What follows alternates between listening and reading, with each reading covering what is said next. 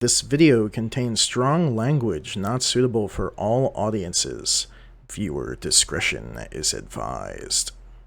There are many stories told to us at our bedsides, of heroes of old in lands far away from the hillsides we roam. In these tales we rarely question the mighty and powerful hero that smites the shadows and terrors that lash out in our imaginations. In the riverlands of Verdun and the island of Emrys, we weave a story of what it truly means to be a bastion of hope and a bringer of peace. In the imperial city of Verdun, the High Council fights over meager holdings as the Empire busies itself with a failed crusade to the east. In the south, an army from Frostria advances on Thalberg's holdings. Refugees flee by foot, unable to reach Verdun on its dangerous roads, and find themselves pushed into the woods of Eris Cairn and the forbidden city of Liath Wellesless. Shadows lurk in many places, which is to be expected. But when they reach out into the daylight on their own, there are those that take notice. It is here we begin, with one unexpected called to answer the question. Who will you be when the darkness grows? What does it truly mean to be a hero? Well, Steve is here. Hello, everyone. That's what I do when I'm in my virtual teaching environment. I bite the camera all the time. That's it. That's what I do. Anyway, all right. So welcome. Welcome back, everybody. Welcome back to A Plague of Waller Rats. Down the Warren. So we have had quite the adventure already, and I would like to have a little brief recap about what happened last game. And I think we will go ahead and start with kind of in the order that we did it. So, or not actually in the order that we did it. We're going to start with Curtis. Just a little brief rundown. Yes. Brief rundown of what you did first, and then we'll go into what we ran into with Ned and Simon. You did mean me, yes? Yes. Okay, great. Because that was not what we talked about like 5 minutes ago. That is, yes. So, great. Fun fact, D&D is mostly improvisation. So, yeah, Brother Breathe and his protege, Ward, probation person was... He's a probationary officer now. That's yeah, great. I'm basically, I'm here for the good behavior. But my monastic order was, I was summoned to do some medicinal tendings to Big Dog, I believe was his name. It was so he looked like he had gotten into a bit of a scuffle with a human being. And had won, but had gotten pretty scratched up. So Miko and I took care of him, and then there was a general sense of unease. So Miko and I were going to take a walk, and we stumbled across their campsite, where we found the body of the person who Big Dog had attacked. And Miko, as any 11 to 13-year-old would, freaked out a little bit. And they were like, well, he's freaking out. We need to deal with this problem. So there was a bit of a scuffle. And then we ran towards civilization. And from there have kind of just been continuing to make our way. Because there's a general sense of unease and discontent in the area. Mm-hmm. All right. And then over here to Ned and Simon. Yeah, so Ned and Simon started off by trading accents back and forth a little bit. A little bit. Having a simple conversation. And then who was it we were talking to at the very beginning? The bailiff? We were rudely interrupted by the bailiff. Bailiff, right. We were talking to the bailiff, and we had to go out and, just gather everybody up for curfew and let them know, hey, it's time to go inside and all that. We made our way out to the farm of... Forgetting the last name. The Finkersons. The Finkersons. and Ordon Fingerson specifically. We heard some noises coming from the barn. A lot of people and some sounds of exertion, and also some goat sounds, and so we were a little bit concerned. As one should be. But we walked in there and found, somewhat to our relief, it was just a goat fighting ring, and Orlov, was fighting the goat Phil the goat. And we broke that up, but we also noticed that there was a figure standing out in the field, just alone, not moving, and even more curiously, its limbs declined to remain attached to it, and we had a bit of a scuffle with it. Ned took off its other arm and its jaw. I kicked it in the chest. It exploded. And we took the remainder of the torso. Who and this was Grandpappy or Paw Finkerson, Old man Fingerson. Old man Finkerson, his corpse that had a rat in the skull. And we took it back to kind of see, hey, priest, what is any of this? Right. Cool. And then Lila.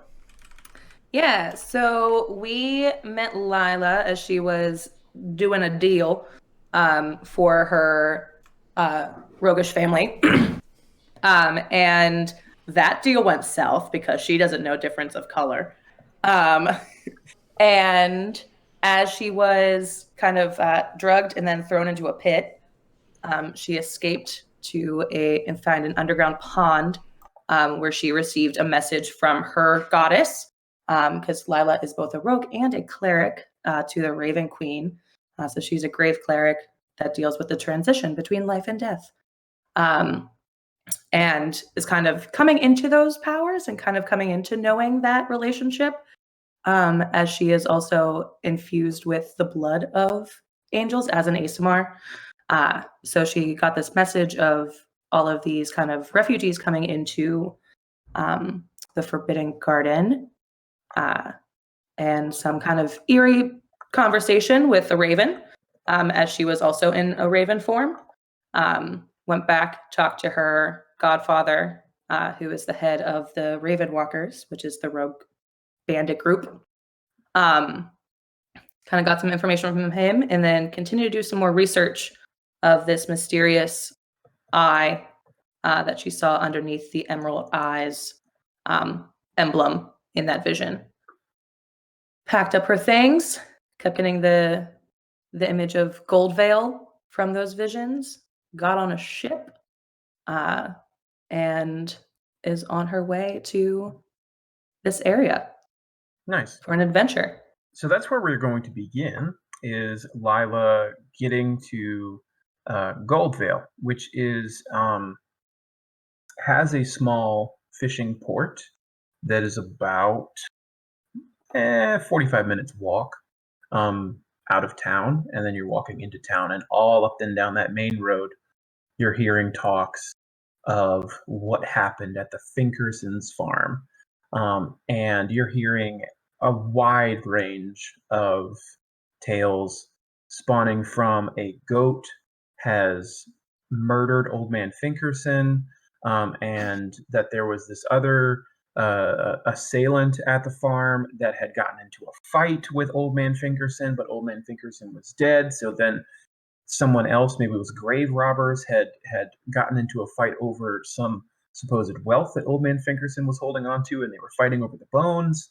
But the one that catches your eye, or your ear rather, is the story that Old Man Finkerson was alive, but he was dead, had been dead for 3 months. And you're automatically getting the sense of that's definitely not supposed to happen, but is something that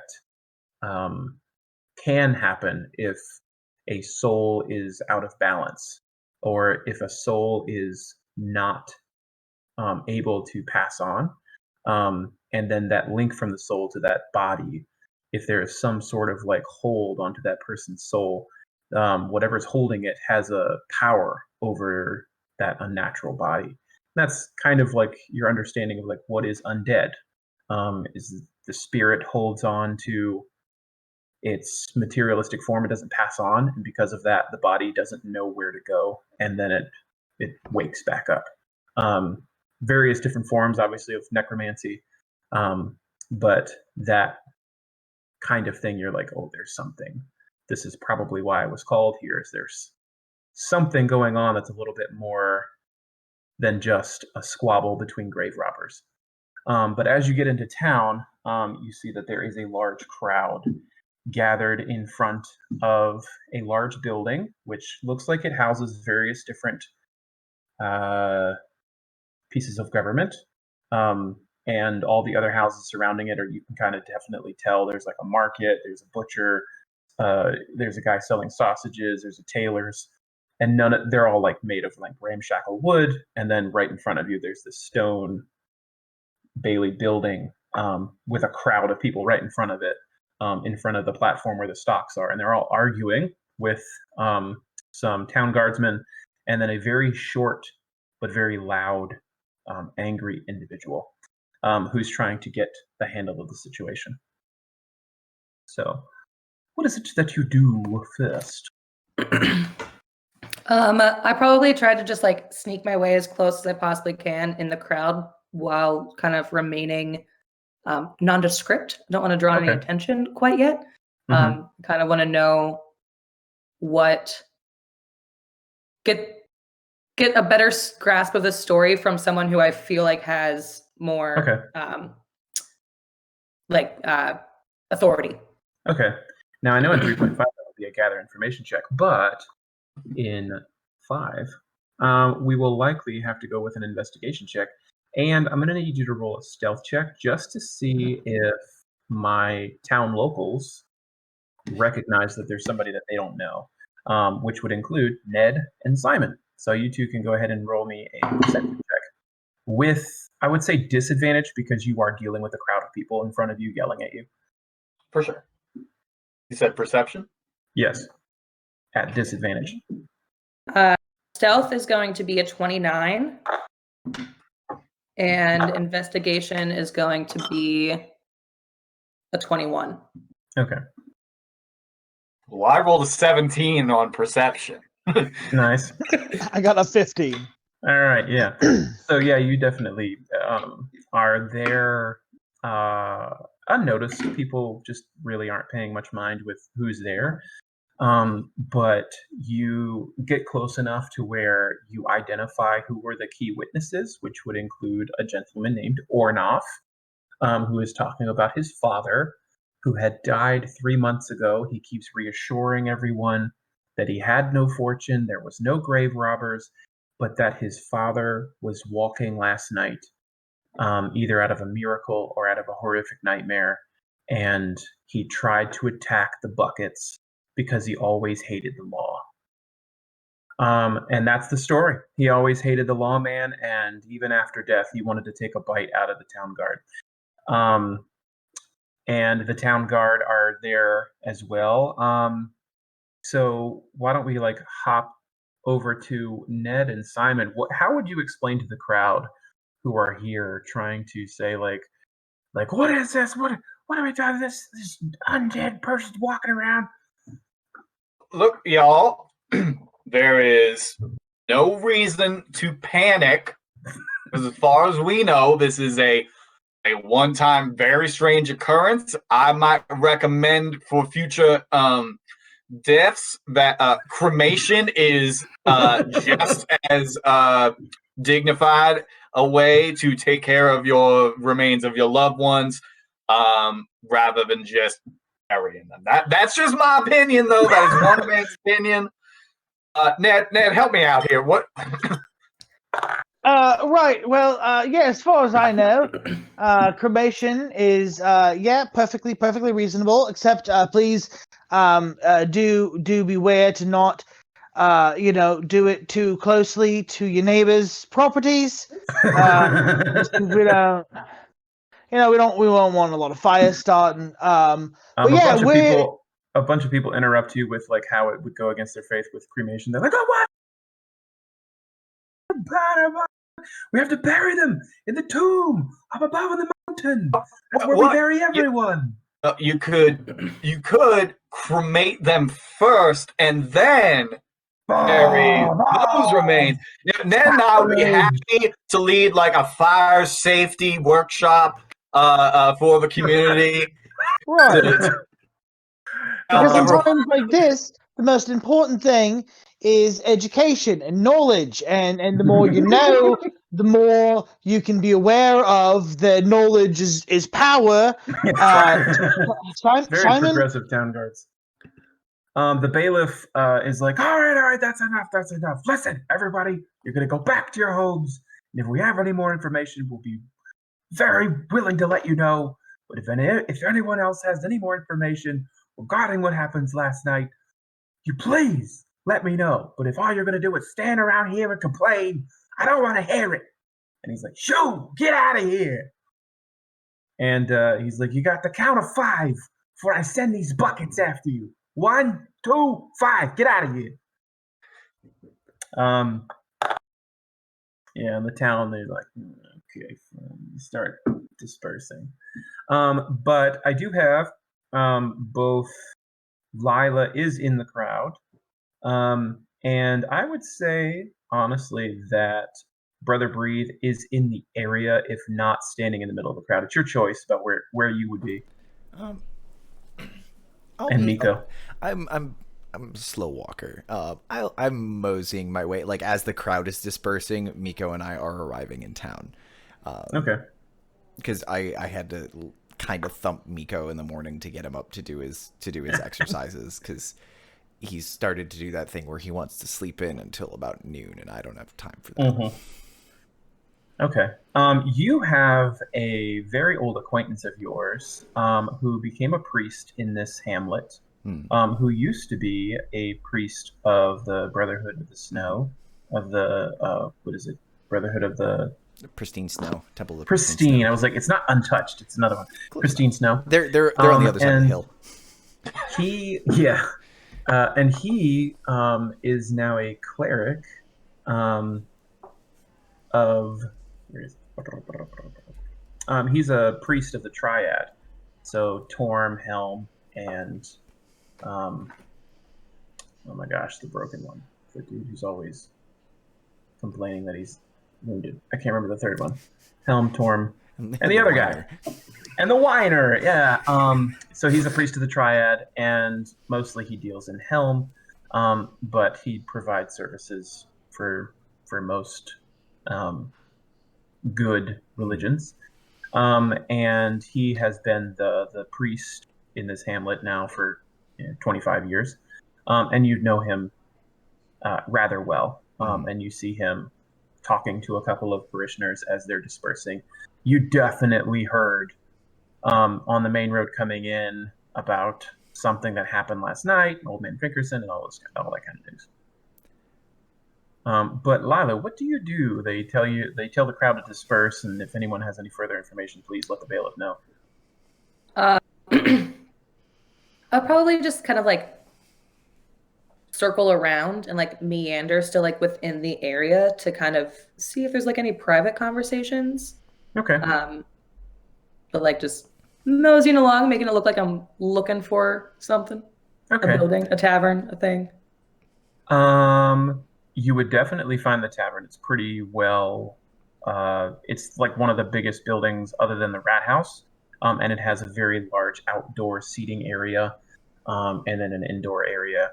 And there are a couple of people that at night would normally drink there that in the daytime, because everyone's in town anyway, they kind of have used that as like that's where they're all going to congregate. And they're, of course, the rumor mill is still spinning over there. And go ahead and roll me a perception.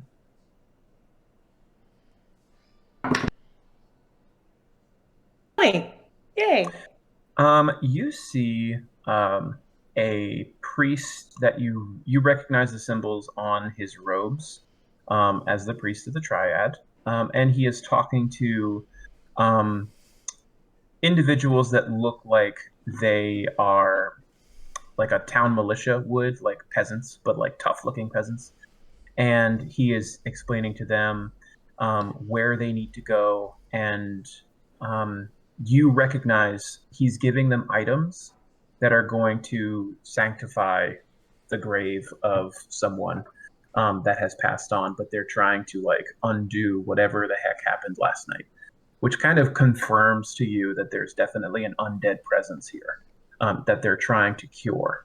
But he's definitely doing it in a hush hush manner. So he's like, take this and spray it around the grave and say these things very specifically and set fire in the middle of it, in the middle of the grave, and then toss the bones inside. And all of that. And you recognize that as kind of a burial rite that you would do if you're trying to make sure that the bones would never see the grasp of a necromancer. So perhaps a necromancer is involved. I make my way actually over to the priest. I'm sorry. Couldn't help but overhear. Can I watch what you're doing? I'm kind of new to this whole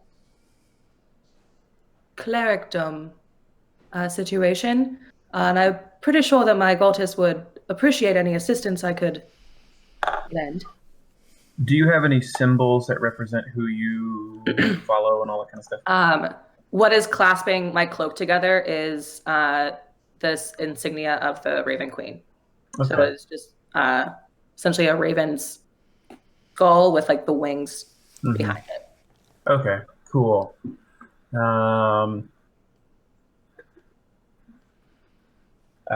He eyes you very cautiously and says, I haven't seen any emissaries from Shadowfell recently.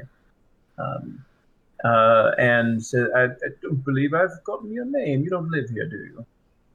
No, I'm not. I'm not from around here. I'm Lila. I just got into town. I am Father Herod. I'm the priest of the Triad here. And we were going to perform some rites to Mr. Finkerson, whose family did not pay for these when the old man had died previously, and which the church has thought it best if we went ahead and did it anyway. But you are more than welcome to accompany us, yes. Thank you. I'm just trying to learn as much as possible. Kind of came into this in a very odd situation, so thank you for allowing me. It is an odd situation indeed. Finkerson fellow coming out of the grave and all after he had died. Yes, it's quite odd. Anything else that you might know? It's not, of course, not natural, but there are sometimes natural means, but... Well, any other information that I can provide would be from the witnesses. He points over to the town guard. Those two there, the gentleman talking to that very short fellow over there, they were there when it happened. You might find some information from them before we get going. Oh, delightful. I shall go do that. So I just, please wait. I really do want to know how you do these things. And I just like skitter off over to the three that are standing still. Okay. And you two, Simon and Ned, you see a Lila, can you describe as you approach? Yeah, so you see a very tall female human looking woman with dark black, almost blue hair, coming towards you in a very rapid manner. She's dressed in a red like capelet, has a crossbow on her back, and then her other satchel filled with all of her like things, and is kind of coming at you very expediently, as she is excited about the situation. All right. Oh boy! Hello? What now? Hi. Hello. Sorry. Heard you two were at the scene of the undead thing. Well, I mean, we're not really calling it the U word right now. Until we have further, we just don't want to spread panic. I don't. Who are you? This is official town guard. This is official town guard business. And Well, man, technically I'm a volunteer, but regardless, yes. Yeah, sorry. I'm Lila. The father over there told me that you might have a little bit more information of what happened, and I'm quite intrigued. Well, you see, I kind of I do worship the Raven Queen, and this is kind of like her thing. And she's really not okay with this situation. And I was just wondering if you might be able to further elaborate on what had happened. And if this is a first-time occurrence or if it happens often, because I might be able to assist in things, and I'm not really sure how to assist in those things, but I'm pretty sure it's something I can do. Well, Simon. Yeah. A word real quick. Right. I pull Simon aside. The bailiff just looks up at you. Hello. Hello. Bailiff. Nice to meet you. Nice cloak. No, Go ahead. Simon, I don't know about you, but I don't know anything about any of that stuff going on last night. Right. Well, Seems. So, all right, we don't know why old Mr. Mr. Finkelson did that. Like, there's something funky going. That does not happen normally. The rising up and the arms falling off. So, right. So there's something strange in the neighborhood. I would say that. And we've got to call someone. And it seems to me like this person here might be willing to help us. I mean, maybe, but don't you think it's maybe also a little convenient that the first time that any sort of anything like this happens, this stranger shows up and talking about the Raven Queen and how it's against her domain? What do you think that's all about? Now, Simon, this is why I like to keep you around. This is a good point. I asked the right questions. All right, yeah, okay, let's go. We'll kind of break off. Roll perception for me, Lila, to see if you heard all of that.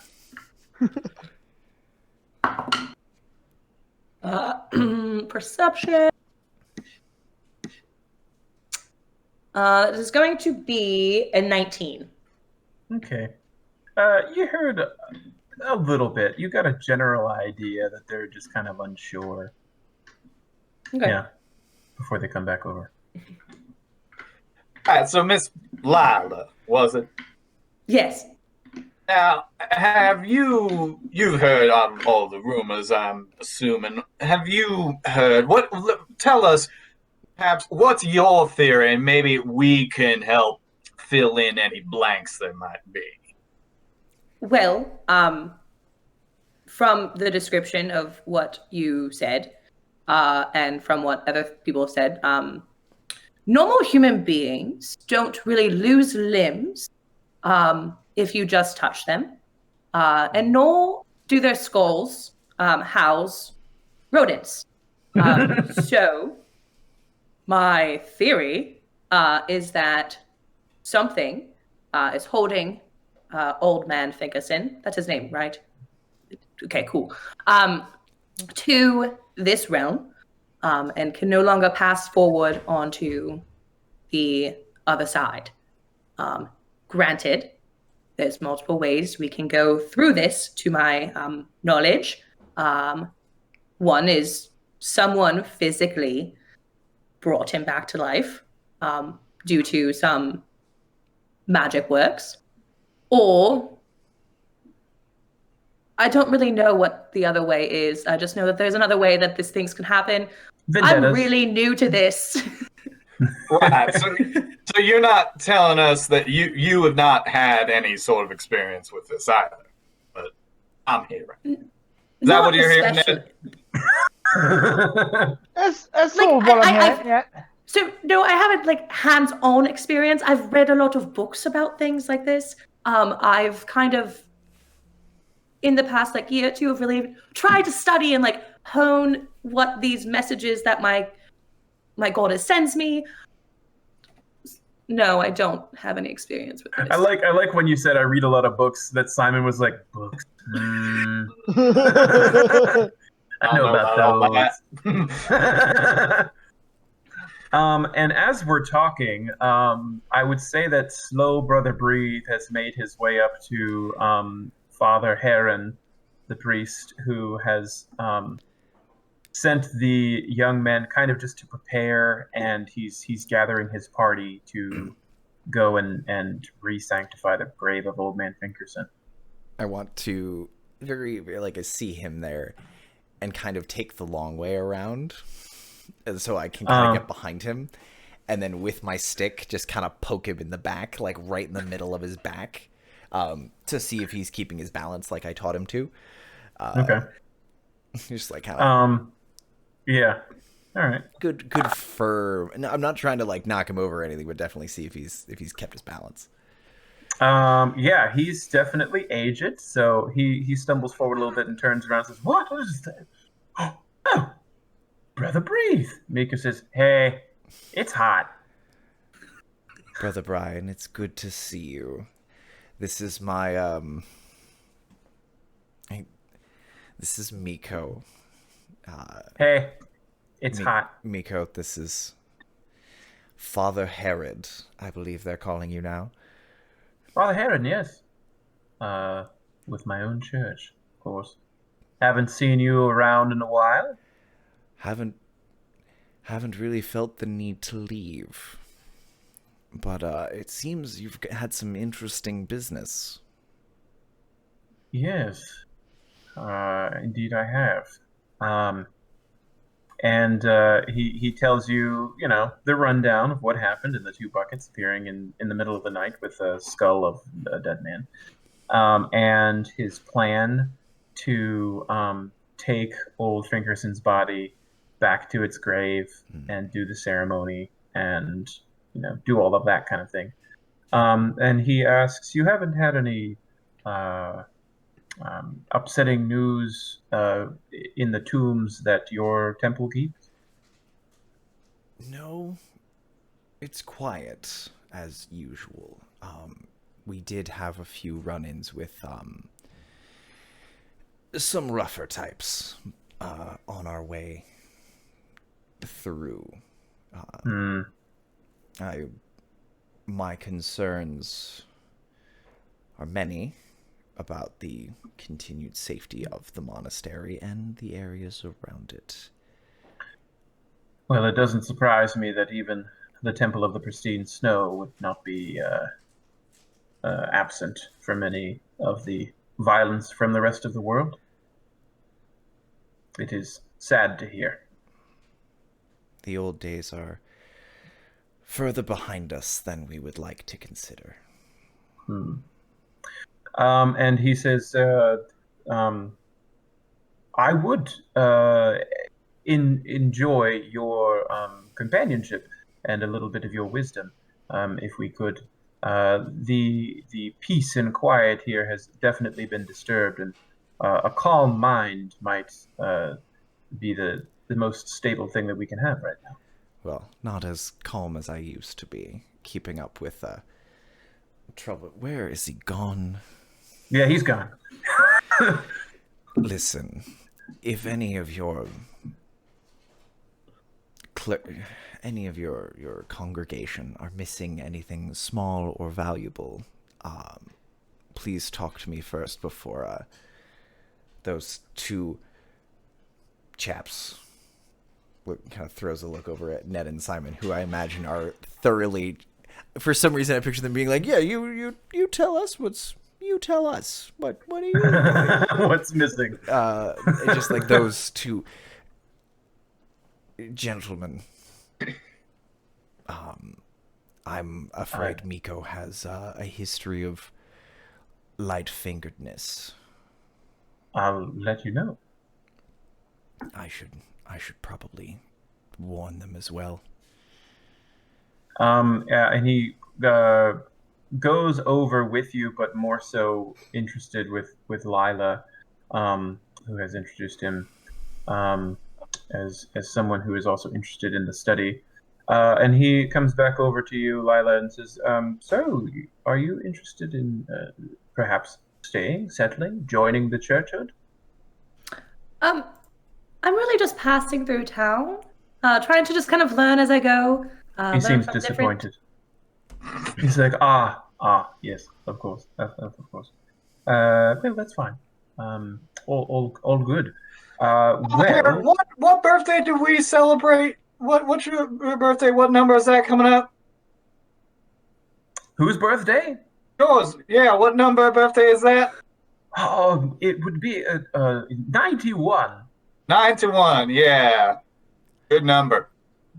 Comes right after 90, doesn't it? Mm-hmm. Taught him his numbers, yes, just the other day.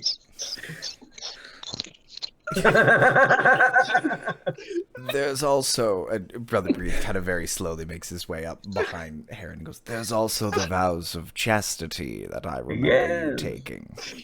Oh, yes, of course. How's that working for you? Well... I just keep moving past him.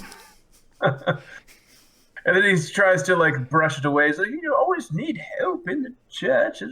What? And then Miko is standing behind Ned, and he's pecking after a water skin, if you have one, or, like, just filtering through your belongings, and definitely not being very stealthy about it. What in the... Can I, like, grab a hand? Yes. Oh, And he's like, hey, what? What is this? I don't reckon. That would be mine. Thank you, Guardsman, for your continued vigilance, and he's gone. Miko has stolen him away. Miko just portals in. All right, there he is. I don't know if Sorry he's in about that. There he is. Yeah. Thank you, Guardsman, for your continued vigilance and swift justice. That's what we're known He's for. like, I'm thirsty.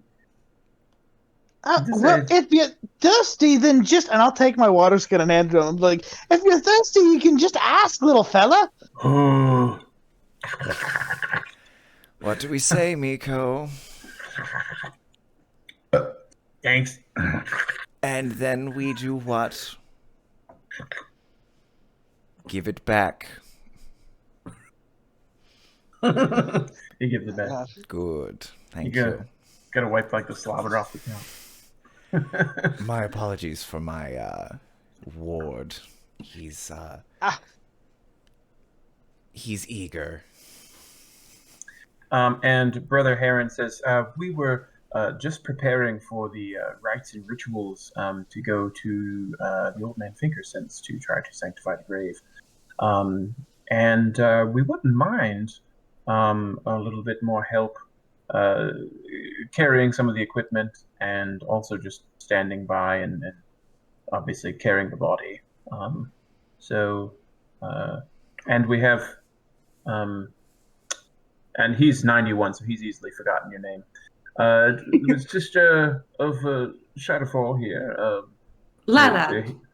Lila, to witness the burial rites here. But I wouldn't object if we also had the buckets along to observe the neighborhood to make sure there's no one poking their nose around where they shouldn't. I mean, the nickname's not going to go anywhere. We're trying to get rid of that. You can't. You are the leader of the community. Like, you can't be saying that aloud. Right. I thought, since it's just us. Buckets. I love it. Is that really what you guys are called? Are the buckets?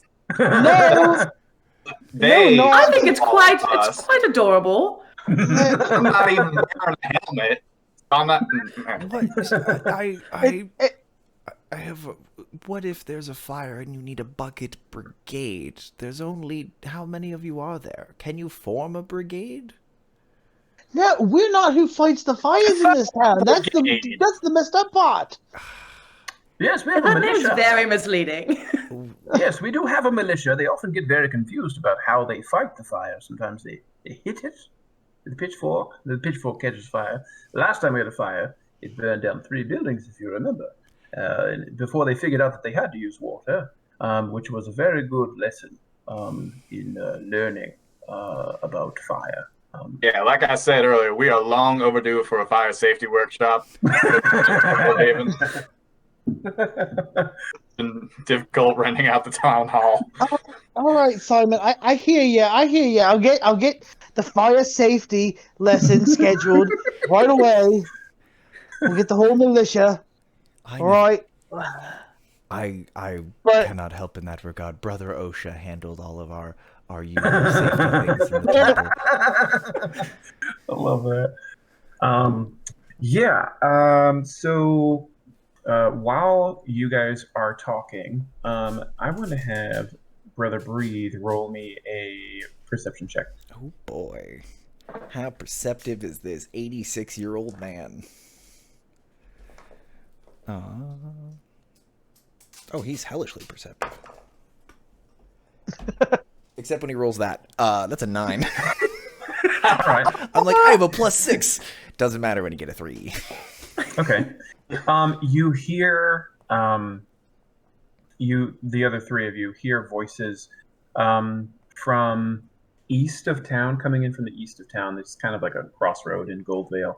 And you're standing pretty much in the northmost part of the town, right in front of the rat house and the stocks, where there's like a little platform where they make general announcements.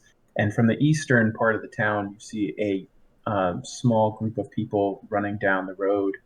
And it's enough to get your attention. And Brother Breathe, you kind of look over and you don't really recognize from this distance who they might be. But the other 3 of you, go ahead and roll a perception check.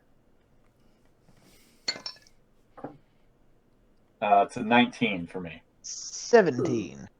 All right.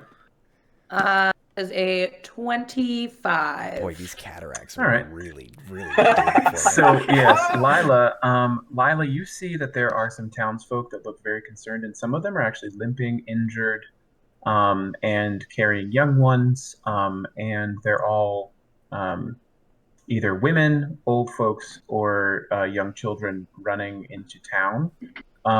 And some of them they're taking along other villagers as they go that are very concerned and following them up to the platform, or up to the rat house. And as they get closer, Brother Breathe, you do recognize some of these people from the temple village at the bottom of your mountain.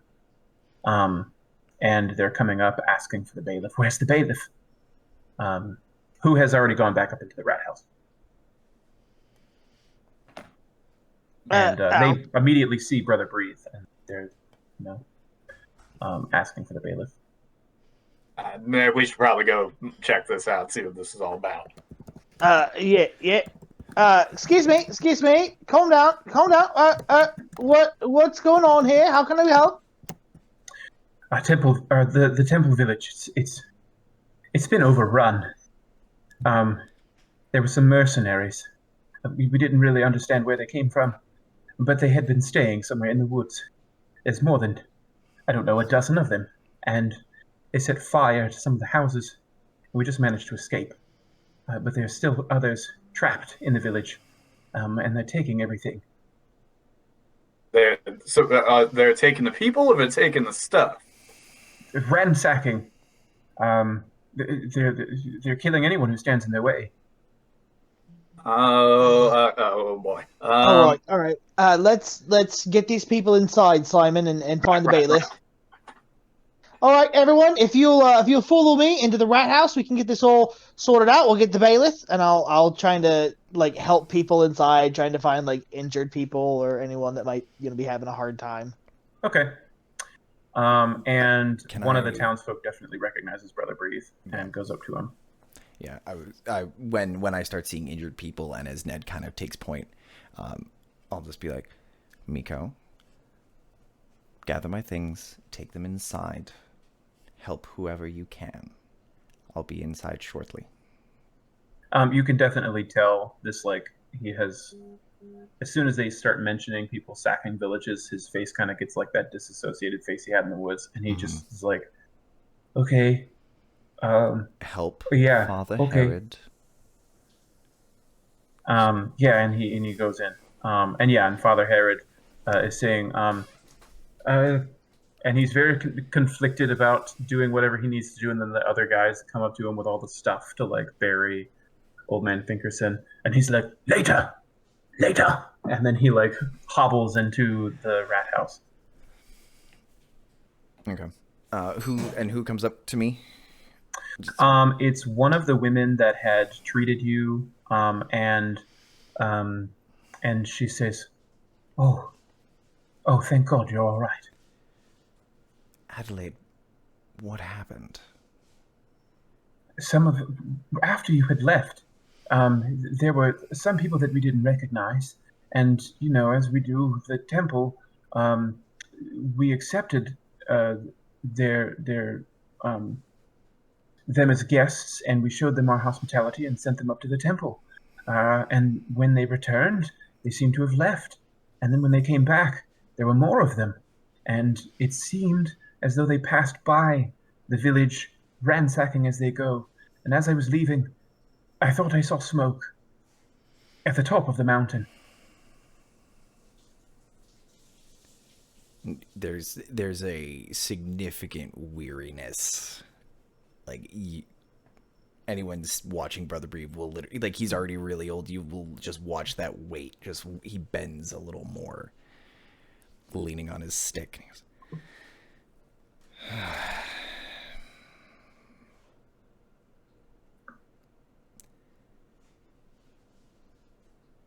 Is this all of you? No. There were more in the village. We only could escape just because we were on the outskirts of town.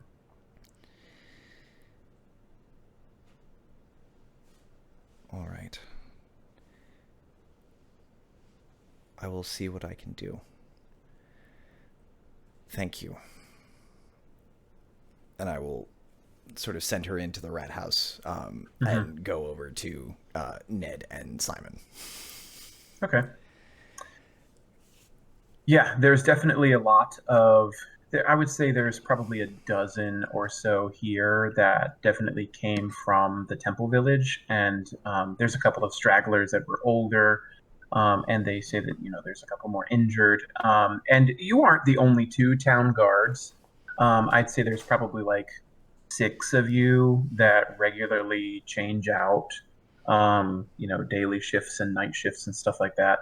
And some of them were sleeping in the barracks when you came in to just like give people beds, to just push them out of the way and saying, all right, go sleep somewhere else. We've got people to take care of. So very, very quickly, it's kind of turned into a triage to help people and people being injured and stuff. So the other 4 town guards kind of look at, obviously looking at Ned for answers, because he's being their captain. And he's like, what's going on, Captain? All right, well, we've got some folks from the Temple Village up north, who say it's been attacked. I don't know the details, but I know these people need our help. So and I'll point to the dumbest looking one. All right, we'll give them names here. We'll say it's definitely one of them's named is Lucas, and we'll have a Fred. And we'll have a Ned. We'll not have a Ned. We already have a Ned, but we do have a Fred. And we'll have a Harper, and we'll have a Marion, who is a nice, awesome, very capable woman who used to be a trapper and she's retired from that.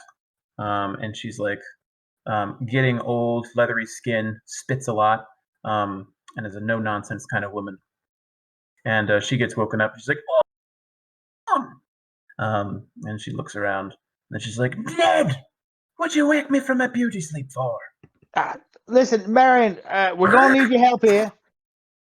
Now, you're the one I can trust out of any of them to whip them into shape, right? I'm gonna trust you to get people situated in here, right? Keep track of Hopper and Fred. I'm sending Lucas out to get anyone with medicinal training in the village, get them in here to help out with the situation. All right. And then she spits on the ground and goes, "I'll take care of it." And then she looks around. She says, "Oh, the children on the bottom bunks. The oldest going on down on the bottom, and the children going on the top." And all the kids go, "Yay!" And she looks back at you and she says, "Ned, bring me some sausages and some stew here for all these ones here from the tavern." All right, Marion, I'll work on it. You work on it. You will. And she starts setting up and giving orders to the rest of the village folk, going in and getting more bed linens and blankets and things. But yeah, it's definitely well taken care of. And then Lillian is there in the doorway, and then Brother Breathe kind of coming up behind you to go find Ned and Simon.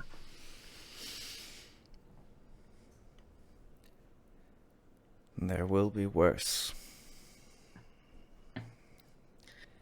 Do you mind, Brother Breathe, if I just kind of watch over your shoulder as you tend? I can do minimal things, but be your assistant of sorts. I found the best way to learn is to teach another. Miko. Yeah, and he's in the room, and he's like just carrying stuff, and he's like looks over and he's like, "What?" Miko, meet Lila. The two of you will be working together to assist. You're cool looking. Patients. Thank you. You're cool looking too. She said I was cool looking. Well. All right. Where shall... Show me the way, Miko. I'm just a shout away. What else do you guys do? Can I be outside? And I just want to look off in the direction of where that village is and see, like, do I see smoke or anything, like, coming from that direction? Yeah, you do. It's a kind of a dark haze, because it is, if you were to walk there, it would probably take you, like, maybe half a day, because it's probably, like, 10 miles or so. But because it's, like, flat land, you could definitely see, because it's a very clear day, some smoke. Like, it's very hazy. Almost like what you would see with a forest fire, just like a big cloud, and you're like, that's gray. And very heavy, low-looking cloud. And then as Lucas is running down the village road towards the east, you can see some people coming up that are just in little pockets of people, mostly older people moving slower, and then some very grievously injured people that are just barely limping towards the village. All right. I want to go out and like get to the edge of the village, and like as people are coming in, just like direct them to the rat house so they know where to go. Okay. Cool. So yeah, I would say that situation of villagers coming in, that it does die down after, about a good hour, and it's very packed, and there's more people outside on the platforms as they're deciding where they go, what village house can take more people, that kind of stuff. And it gets to about, I would say, mid-afternoon-ish. And the bailiff is calling for a meeting in the top floor of the rat house for his guards, and anyone else he might not have an objection to, but he does ring the bells, and the two town guard here in the party recognize that the bailiff needs to have a meeting.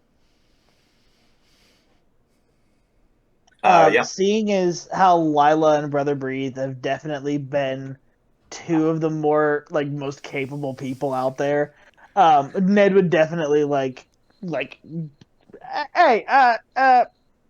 would you mind coming with us? Input might be useful here. This is how we hired Simon anyway. You seem capable, and you can count to, if anything, a number above 5. So you can come on. You can get to 5 with both hands. I'm proud of you. Yeah. So yeah, what do you guys do? Right, so, how many people have come in from the other village? It would I would say about 2 dozen. So a dozen at first, and then another dozen has come in. So it's about 24 people. Did we get any sense of how many people there might still be back in the village? From you knowing that the local area, you probably have another 2 to 3 dozen villagers unaccounted for. If the entire village came, it would probably be like 5 dozen people. Okay.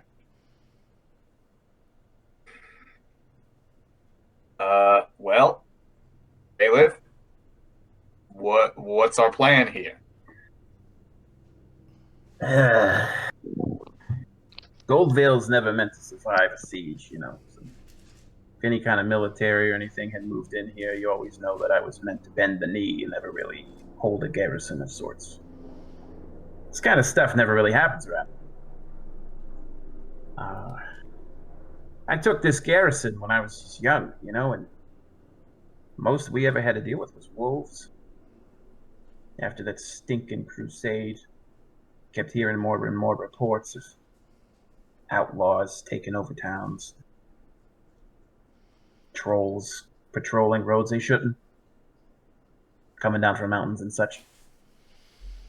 But Goldvale always seemed it was outside of all that stuff. Never really had to worry about it. I'm worried. I don't know what to do. But I'm thinking sometimes you just got to test your mettle. I think we need to ride out. Somebody needs to ride out, figure out what's going on in this town, how many are there, whether or not we need to prepare, whether or not they're going to move west towards Goldvale or not. If they're not, try to take any survivors you can and leave the town until we can form a big enough militia with the villages we got. But else, I don't know really what to do. And now, Old Timer, you're familiar with this village. What can you tell us about like the surrounding area or the layout?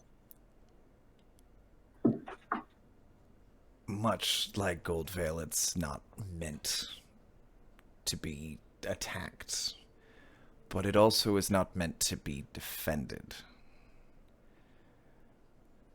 Now, if it is the same group of ruffians Miko and I encountered, they are lax. They are armored, but still bandits. Now they mentioned something about those bandits that were coming out of the woods, like surrounding the town. Is there cover for us to maybe sneak around and gather some information? I would say this is a mountain town, so it does abut a forest that goes up towards your temple that you would know. And then down the slope there is definitely some like rock outcrops and those kinds of things on the approach. And then down below that there's some farmlands. But mostly this town does a lot more trade with Goldvale with their because they actually do farm a lot. Mm-hmm. Whereas these guys they're mostly like a trading hub, and then because they have lots of people coming from all over the place to go to the temple. So they have lots of foreign goods that come in, silks and things like that sometimes are donated and then they get traded for gold. So, but they do have some farmland. But as far as like cover, mostly it's like stone outcrops and stuff. When you get into the village, then it's houses. And then, yeah, there's forest up into the north. If we go following the road is the easiest way in. From the south, the terrain is barren and difficult, even for younger legs than mine. The north would be forests, would be easier to come through, but I believe that's where the rest of their encampment is. In the forest to the north. That's where Miko and I encountered, presumably, the man in charge. So if we could find that and maybe fire that, cause a distraction, make them run back out to their old encampment, we could come back in and get everybody out while they're gone. If everyone were to leave.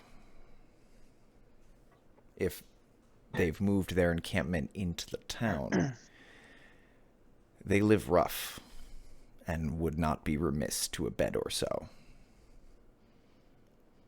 That's why they came to the temple in the first place.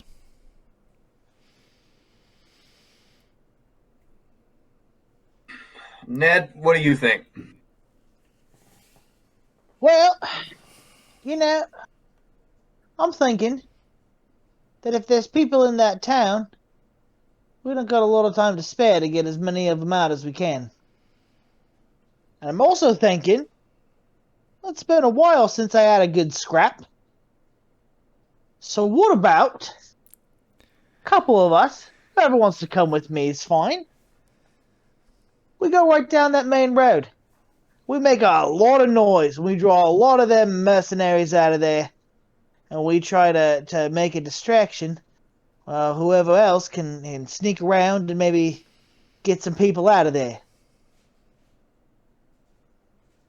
I have one thing to note. If we're making noise trying to come into the city, into the town, what's from stopping them from just killing the hostages they already have? I don't think going in to make a distraction right away might not be the best idea if we're looking for survivors. No, yeah, you raise a point. You raise a good point. I mean, if it is a search and rescue mission, if there's nobody to rescue because, well, bandits, not so No, they just want Steve, things. People doesn't mean anything to them. The loudest bird gets eaten first. I think. What? Think about it. If we Can you Because- elaborate, please? I wish Miko was there, but he probably would not have been here for this meeting. So, he always says that kind of stuff. Actually, I was going to bring Miko up to see if he can sit still and be polite for at least 5 minutes at a time. Yeah, he'd be like, he's always saying that kind of stuff. You just say, yeah, okay, yeah, I get it. If we send a large enough group to be a distraction, but a small enough group they don't feel like they can lose, we send the rest of them, and one particularly light-fingered pupil around the back. Because Miko has climbed those rocks a number of times, despite strict instructions not to by several other well-meaning individuals.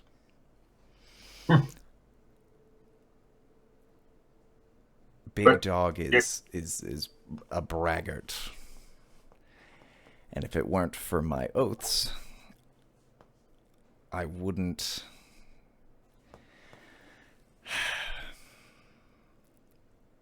He's a braggart. And I feel like if I'm there, he'll want to tangle with me again.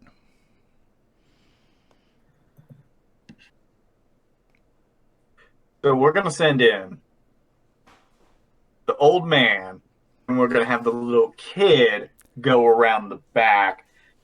Anyone else? Is anyone? Am I the only like sane person in this room right now? Like, come on, y'all.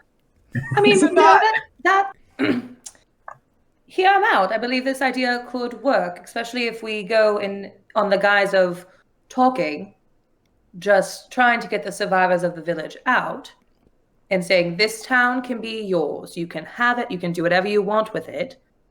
Just give us the survivors. And while that is happening, I mean, I'll go with Miko. I know my way through some rocks every once in a while, nimble enough. We can plan a sneak attack. Guys of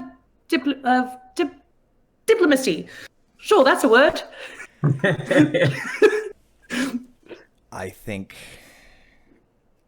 they'll be expecting a trap, and they'll have one of their own.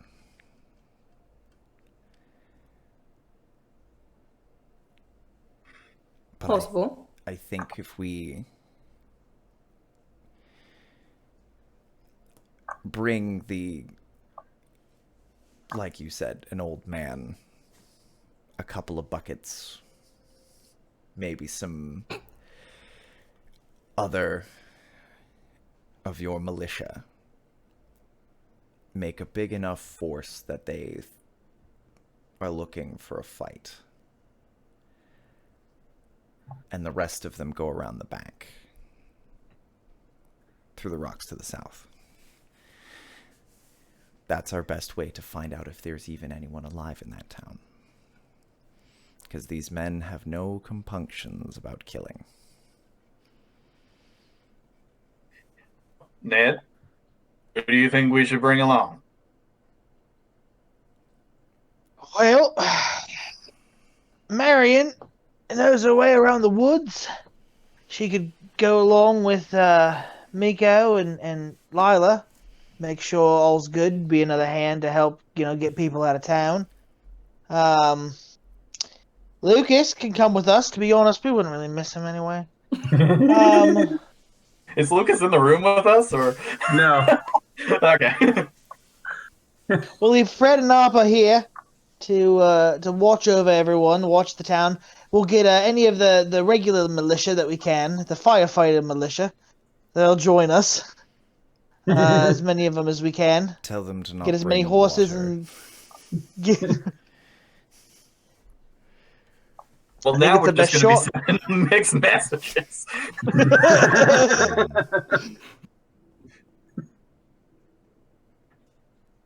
All right.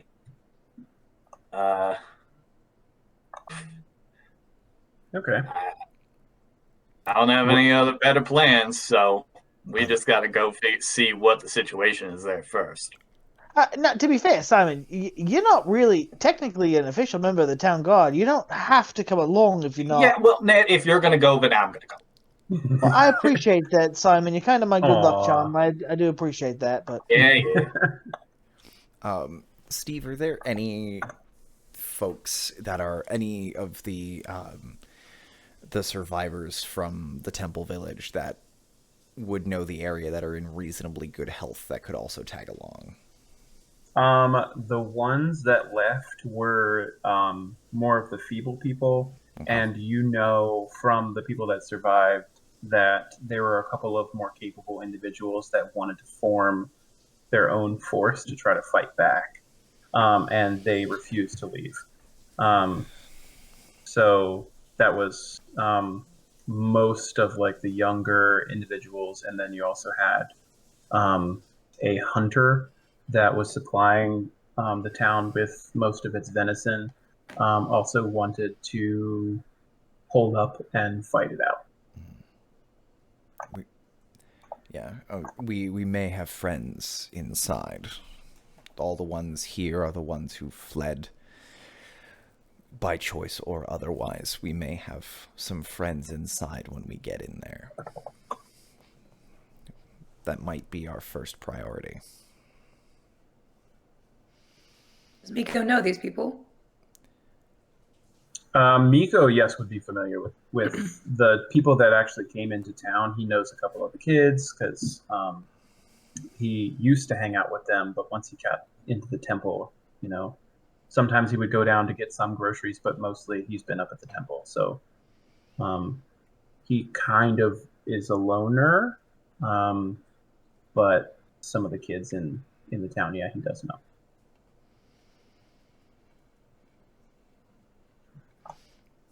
Miko knows a few. Well, seems like we have a plan. What could go wrong? Oh, right. When you get as old as I am, you learn not to ask that question.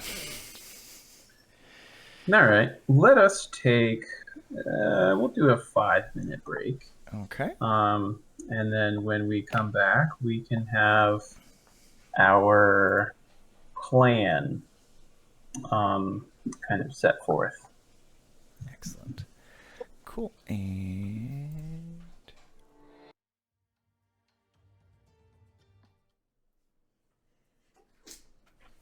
nice. We are back. Let me move over. Where's my page? There I am. Ta-da-da. So we are planning to go to the temple village and see if we can scout out some for survivors. Plan is that we have a forward advance trying to parlay and or distract and or fight any banditry that might be in the town, while we have some sneaky padfoots going around the side to see if they can find any survivors. Yes? Yep. All right. Yep. Well then, you guys make your way.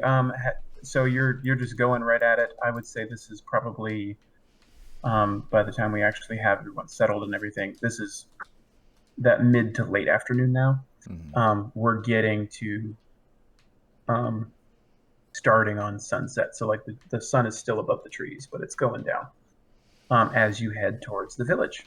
And if you're running or making good pace, I would need an athletics check just so we can see where we're going, or if we're just doing a steady march. What do you guys want to do? I'd say steady march, you're going to get there at night, and if you run, you'll get there right like sundown-ish, like dusk. Well, that's the question. How well do we want to see? Mm-hmm. Because if we go fast, we'll be able to see. But if we go slower, then that'll give some cover to our folks that are sneaking around.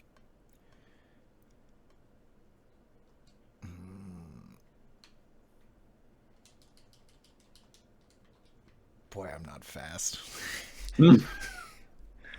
Yeah, we've got Brother Breathe. I'm gonna say steady march, just because we don't know what we're gonna come across when we get to that town. And Ned, just clarify for me about who you brought with you. You brought the 3 people with you? Yes, I brought Marion and Lucas. Okay. Of the town guard. All right. Cool. And then any like militia people that we could scrounge up. Mm-hmm. Right.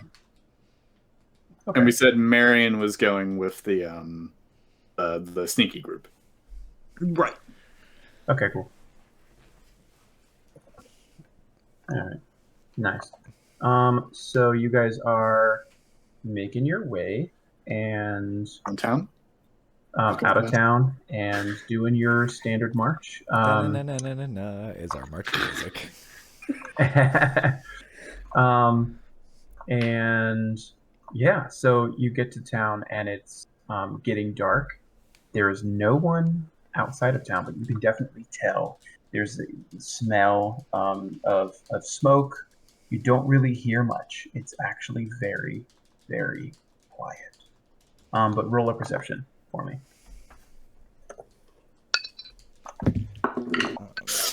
Ooh. Is this before we've split up as... Yeah. Okay. You are outside of the town. You can see it, and you're like That's 400 yards outside. That's a 9. Nice. I got an 11. 16. Okay. It was a 19. All right. So, and yeah, Miko sees nothing.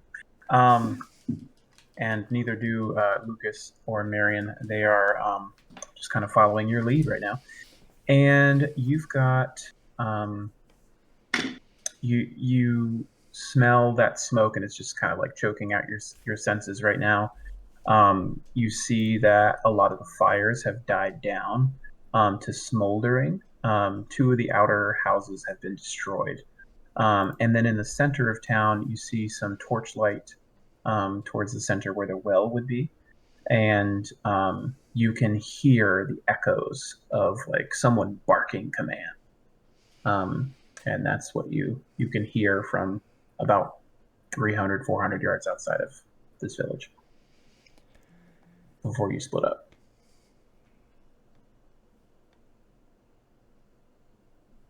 All right. Think, Ned, we should maybe come up with some kind of like signal or some keywords, code words that we could say that would kind of signal to our sneaky group about what to do. Right. All right. I'll turn to the sneaky group. Be like, any of you have a signal of any kind to let us know when you're out of the town? Lucas is like, I could bark like a dog. Lucas, aren't you saying you're with us? Lucas. Oh, right. Different team. Right, okay. And Marion's like, oh my god. Any sort of like bird call or something maybe that you can do. Marion kind of looks over at Lila. Don't know which one of us is she going with you, Lila? Yes. In sneaky group? Okay. Yeah. She's like, okay, I can hoot like a barn owl. I think that works. All right, okay, yeah. It's pretty. It's a nice bird. Are they native to this area?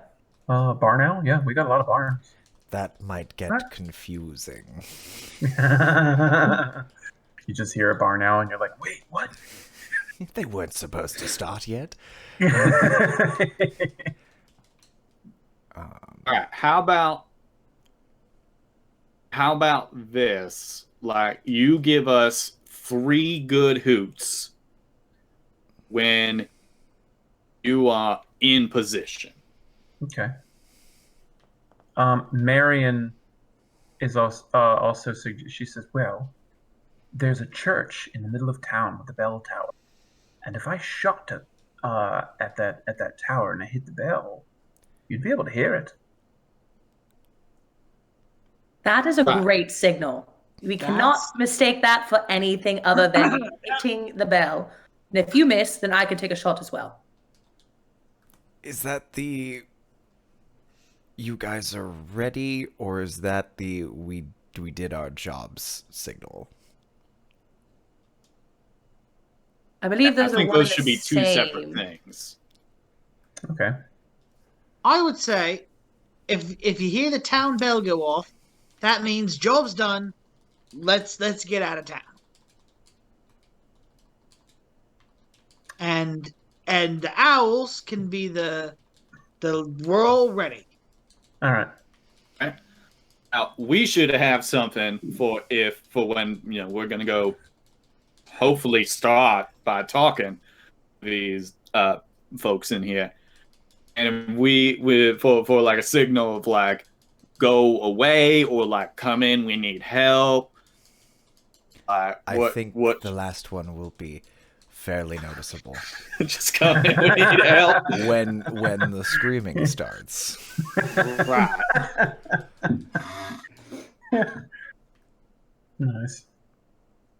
So if all goes well, meet back up in this area with whoever we can get out of the city. If all doesn't go well, we'll see you in there somewhere. All Right. I want to pull Miko aside at the end of this conversation. Okay. And just kind of sit down on a rock and kind of pat the rock to have him come over. Are you ready? Yeah. I'm okay. You don't need to roll perception to know that he's not okay. Yeah. Definitely scared, but like you can also kind of see that he's like mad or like something about him. And he's like, before your stupid temple thing, I used to live in Verdun, and it was pretty rough there, and they had these guys. They were called like I think they're called like I don't remember, Yellow Hand or something like that. But they were like duelists, and they would brag and walk around town and stuff. And if you ever like stepped out of line with them, they would duel you right there in the middle of the street. And they seemed to be kind of, they would run the area where I was living. And I never really could get a chance to take a swing at him because I was so young and stupid. But this feels like my chance, to really stick it to people that need sticking to. Sorta. These are those kind of people. They're bullies, just like the Yellow Hand. But you need to decide if you want to stick it to them or take away what they really want. Because if you help Lila and Marion get these people out,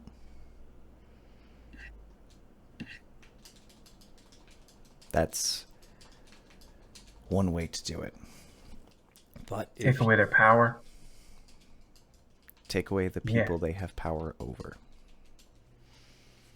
Because what's a king without a kingdom? Yeah. One of your stupid one-liners. I get it now. I get that one. This, I'll give this that one is to actually, you. There's a punchline to this one, unlike all the other ones. Oh, what's it? Is this a joke? It's not a very good one. You never tell good jokes, Mantis. You never do. He's just a man with a fancy hat. Because of his crown. I get it. Yeah, that one's... That's not that stupid. I'm going to remember that one. Yeah. If there's another body, and he kind of reaches into his robes and pulls out a little box. Buttons. That Miko knows these buttons. I'm going to hand it to him. Okay. All right, 5 buttons. Okay, yeah, buttons. Stay in your head. Okay. Stay focused and breathe. Okay. There's a cat. Right behind you, there's a cat.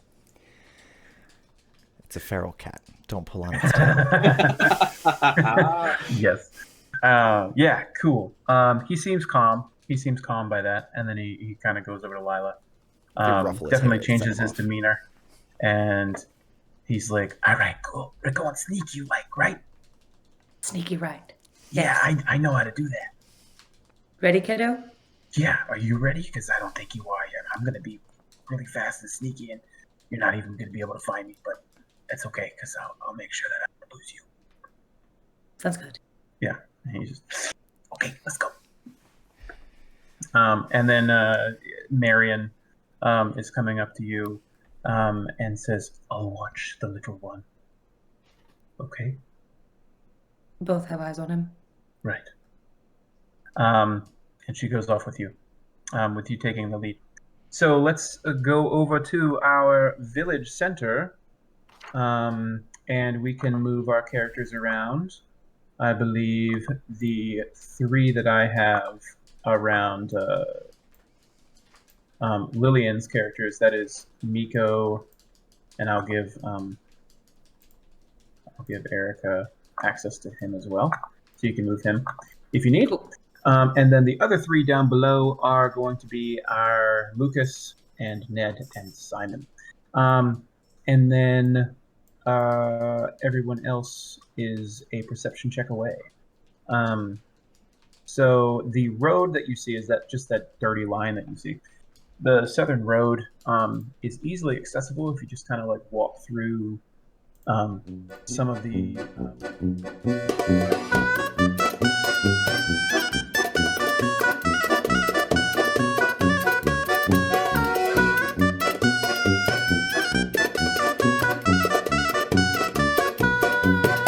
Could say anything on the internet right now. There we go. Steve is now making sweet music. I am. Are we pretty good? proud of Are we that. good, chat? Everything's good? Good. Thank Make you, it sound. chat. Say hello, everyone. Hey, it seems like everyone Hi. can hear us now. Hello, Very chat. good. Thank you, chat. Y'all are lovely. Cool. So yes, we have returned to our town, and we are making our plans with super sneaky stuff. I hope they heard all of that roleplay. If not, They heard the first part. I think it was just in the transition because this is the first time we're using this scene, and I'm a professional. yeah. Okay, cool. So yeah, we're in the town, the temple town. It has no name. This is literally just the temple town. It's like Clock and Town. Temple Town. Yes, and it is just supposed to be this temple of peace, and it's now been upturned. And inside this town, it is eerily quiet as you approach. Give me a stealth check for my sneaky team. And attack team, we're coming in from this western road, Yeah. right? Wait, the western road or the southern road? Yeah, you guys can make your decision. 25. Okay. We'll come in from. Let's come in from the south, I think, because that'll let our sneaky folks get into that bigger building. Okay. So we're coming in from up here. That way. Mm-hmm. Move my people.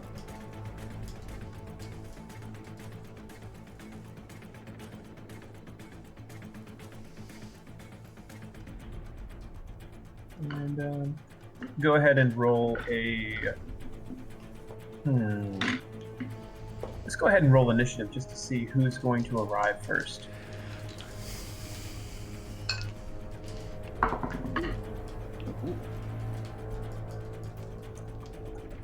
I got And a. hold your numbers. Anyone get less than a 5? No. Anyone less than a 10? Anyone less than a 15? Yes. Yes. 14. 13. Okay. 14 and 15? 13. 13. Okay, cool. Very slow. B. And then there. Lila press friends. And then 16, 17, 18, 19, 20. 20. And then Ned, what'd you get? 21. Oh, nice. Nice. Rolled a 19. Yeah. We're gonna go ahead with attack team goes first. These guys don't have lair actions, do they? God. and then we'll just say that if we get to combat, we can keep this initiative order. But if we need to break it down a little bit more specifically, we can.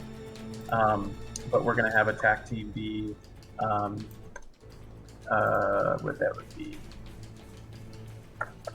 Simon and Ned is first. Simon, then Lila, Brother Breed, and Enemy. If we got into combat, but right now it's attack team is arriving to our town first. So go ahead and roll perceptions.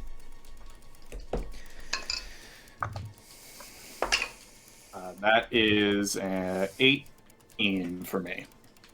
Okay. Got a 21 again. Nice. That's a natural 20 for a 23. Cool. So Brother Breathe is moving slowly, but he's definitely perceiving, and Ned is as well. And you see that there is a fire right next to where the well is. It looks like they had pulled down the ropes that the bucket is tied to and things, and they've set that aflame. And they're pulling a bunch of stuff out of houses and looking at whatever it is and ransacking it and then tossing it in.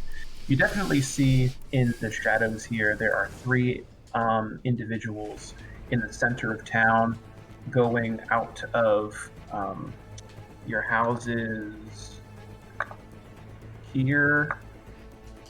If you zoomed out, it's like the northeastern house and then the northwestern house. Okay. And they're going to be orcs, but they're not orcs. Okay. Very, very tall individuals here. Right, yeah. And they are just kind of milling about. They have no sense of urgency right now. And they're going kind of towards this well, which I will kind of freehand here. This is it's not like just a bonfire kind of thing, and they're just like rummaging through some stuff, laughing, carrying on. And then, Brother Breathe, you hear from the church a sound of a small child crying from inside the church. And you see that there's another individual calmly walking right next to the church, but looking kind of towards the bonfire. And that's what you see so far. And then we have, I believe that's Lucas. So that is controlled, I believe, by Ned. So you can control Lucas. And then this is Marion. So she's up here. She's your fellow town guard. And she has a bow. And she also has a mace for close quarters if she needs it. And then Ned has a mace and a shield. What was that? Hold on, I'm gonna turn my Groovy down. Groovy's just very excited to be here. Right? So Lucas has a mace and a shield, just so you know. Okay. He is not a ranged fighter at all. He always enters the archery contests whenever they are in Goldvale and loses every time. There was one time when he shot at the target and wound up hitting the cow, which was like 200 yards away, just like. And that cow still remembers it to this day and hates his guts. Yeah. So that's what you see. So sorry, to recap, in terms of like other people that we see these 3 you see standing around 3 the at well. the bonfire right now, yep, and then that guy right here at the church. And did you say that Brother Brave perceived there were like other people? that There's were a not baby crying in obvious? the church. Yeah, you hear sound coming from the church. Okay. We only see right now the 4 bandits. Yep. Okay. I'm going to kind of, with my staff, just kind of... There's at least 1 in the church. Probably more if you want to keep them all in the same place. All right. Well, I think what we want to get them all out here. This for now. I mean, I've got an idea how to get their attention. How to keep their attention, rather. Just follow my lead. I want to throw a look over to Lucas and Lucas and Ned as he says that, and just like kind of gauge their reactions. They're just like, his leads are usually pretty good. He does it sometimes, yeah. All right. I'm gonna proceed forward and just very out in the open, just like, "Good evening, gentlemen." Yeah, and they look up. And the three of them at the bonfire, two of them immediately like draw a weapon and they're like, Whoa. And Curtis, your character does not recognize any of these three. Great, thank you for taking that question out of my brain. Mm-hmm. All right, now there's no need for any further violence or for anyone else to get hurt. I was just hoping that maybe we could have a conversation, figure out the best way forward for all of us here. How's that sound to you all? Where'd you come from? We represent a concerned group of fellow citizens from a settlement that's in the north. Hold on, real quick. What direction did we come from? Southwest. We represent.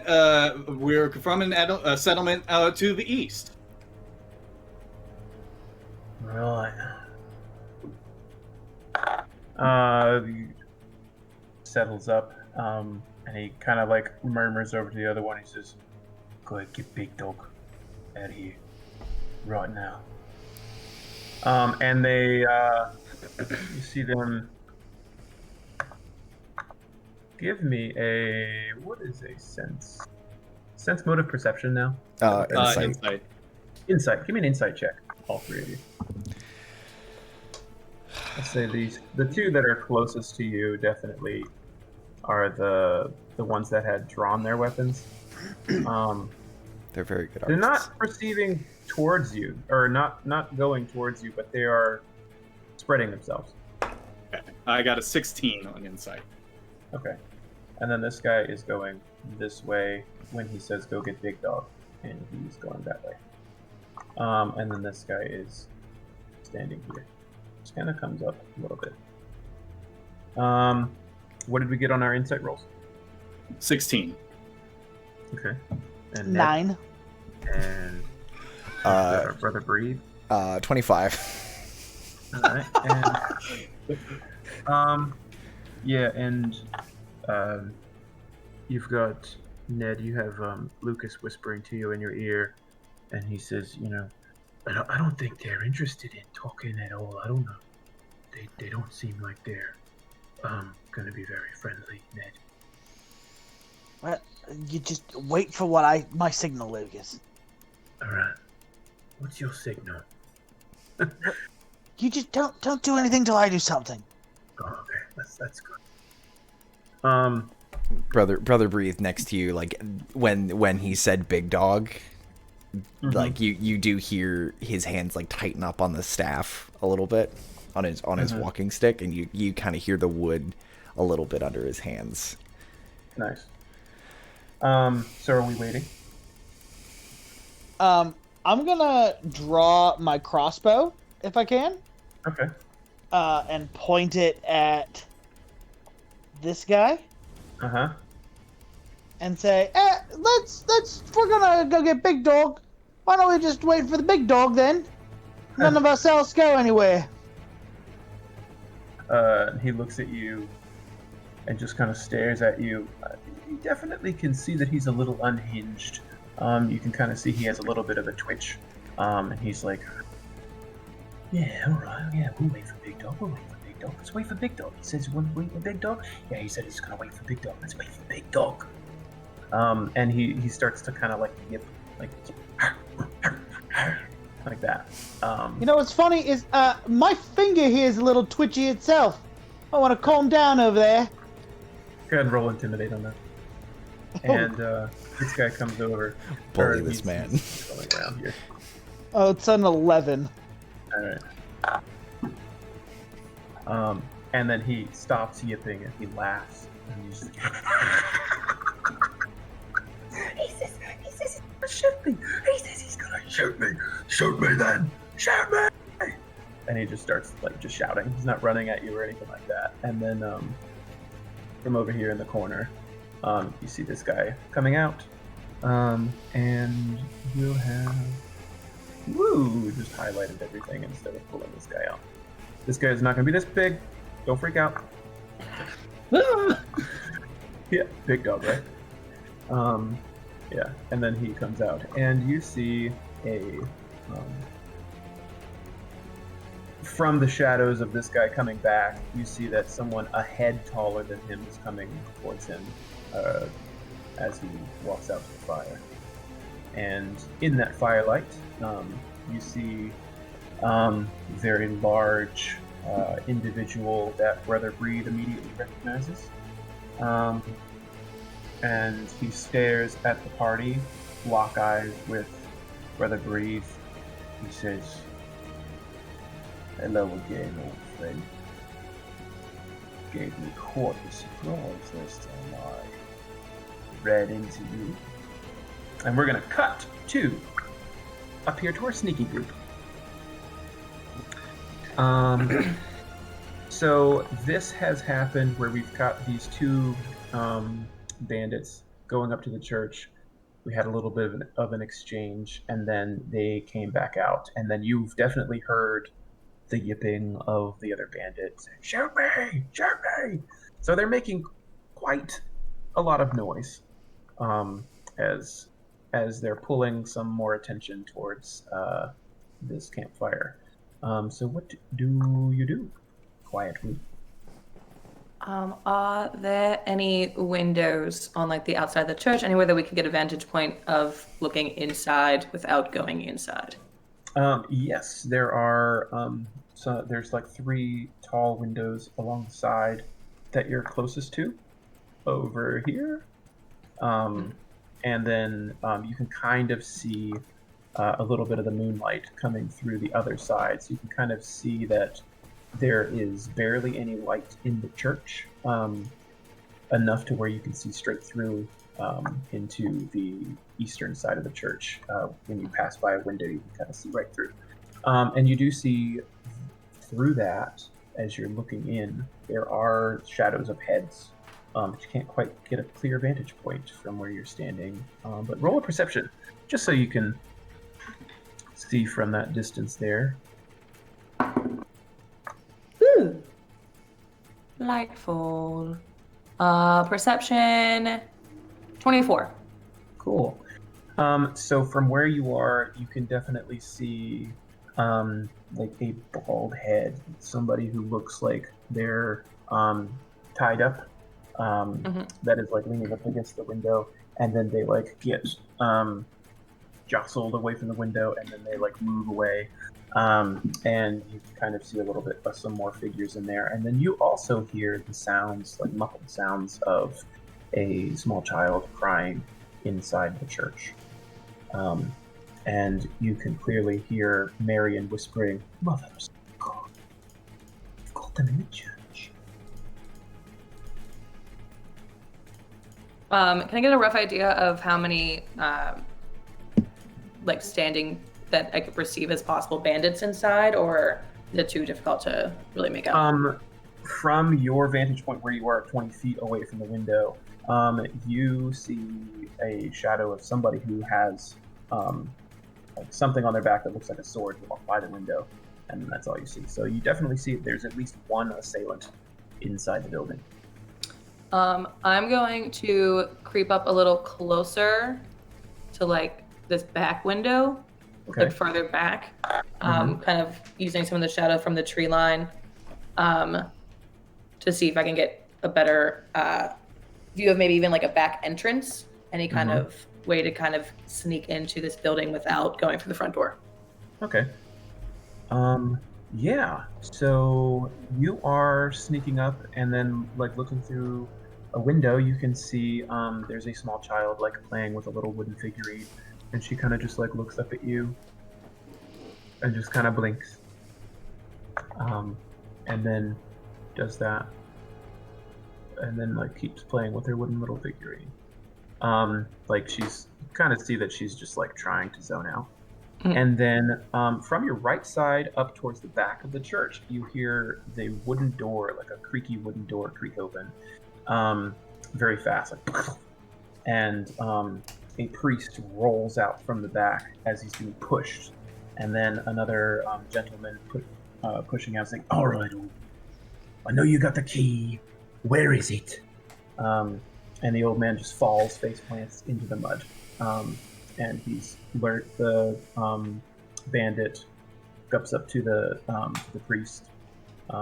He's like, "Where is it? Where is it, little man? I know you have it."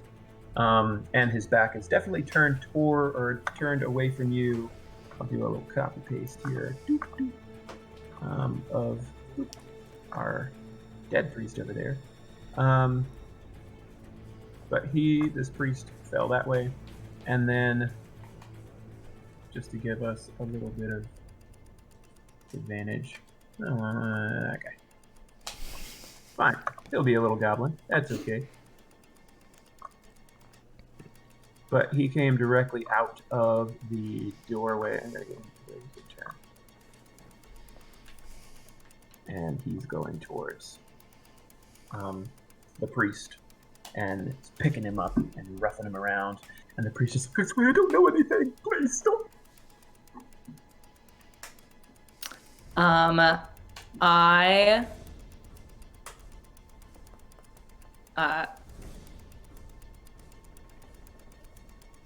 I knock my crossbow and kind of hold ready. And the moment that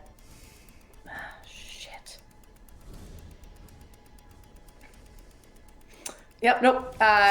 Pull my crossbow and just say quietly,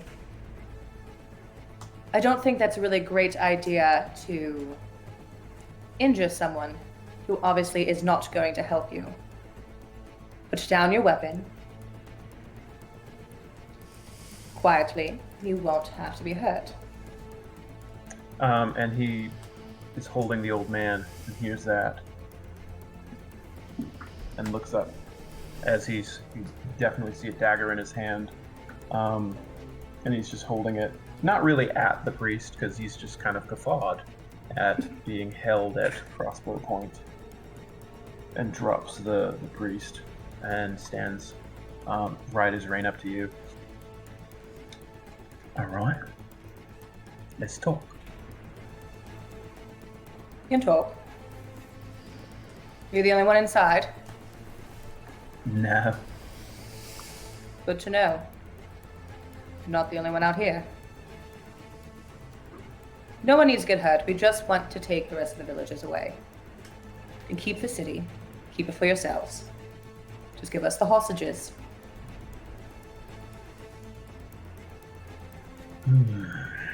So you aren't aware of our bargain. Pays to know. We're paid for the heads. I would have killed him and took the key myself. We get paid for every soul we take back to the hoods. Well, So unless you've got 20,000 crowns, I don't think we're going to be talking anymore about this arrangement. unfortunately, I do believe I'm a little short on those. But we can tango. And I release the bolt. Okay. Go ahead and roll attack.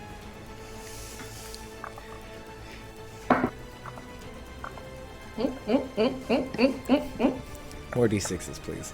We're running short. That is going to be a 22 to hit. That definitely hits him. Cool. Yeah, and he tries to do one of those little side steps just to get out of the way of your crossbow bolt and just catches it right in there. Do I get sneak attack on this, or this is not really a sneak attack kind of situation? Yeah, because he's one-on-one right now with you. Yeah. Okay.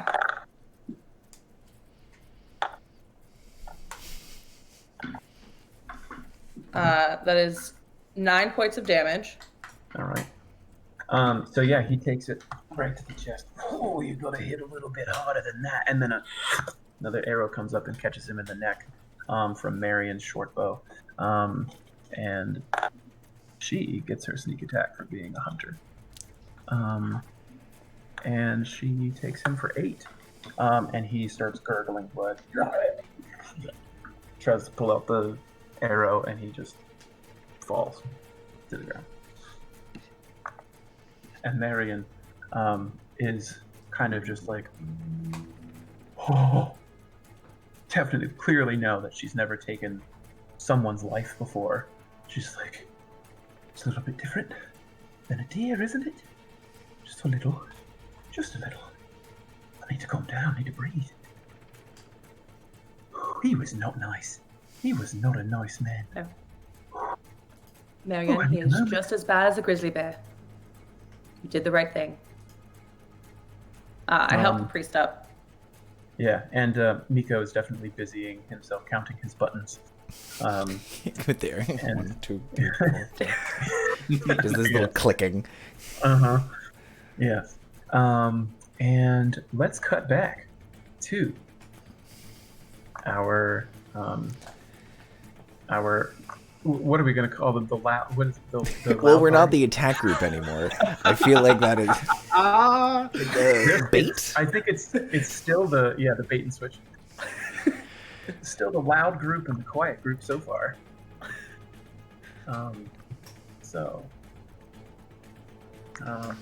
Big Dog comes out and eyes the monk, and one of the other guys turns to him and is like, one of the ones that did that one little whack job on you on the trail, huh, Big Dog? Huh? When is this one? Which one of them got one on you? The Big Dog doesn't answer, just stares at you. What do you want? Well, we were hoping that we could discuss about what your intentions are here in our fine neck of the woods. Now, I'm gonna take a bit of a guess and gander that none of you are from around here. Is that correct? Yeah, it's true. All right. So there's no way that you would know. So I completely understand. Steven, really quick, could I roll I guess it would be a religion check. I want to think of like who is the scariest, like baddest, like deity or demon or whatever thing that like people would know about. Yeah, you can go ahead and do that. Let's say DC 5. Yeah, if you're just looking for like a very well-known god. That's an 11. Bane. Bane would be very well-known and, yeah, definitely one of the most feared. Alright, so I'm gonna take it none of you were aware of the Bane of Bane that's upon these lands. All right, I'm interested now. Can we get a persuasion or deception? We'll do it. Yeah, that's what I was gonna say. This is all right. Can I help? Can I help it? I'm looking at my. Can I just kind of keep my eyes on Big Dog and just kind of nod sagely, using just like yes, the Bane of Bane. Many of us here know it is a truly evil thing, but just like still standing there, but just kind of just to try and give him advantage. That's sure. Okay. We'll allow it. Yay. All right, so that's a 19 total. Okay.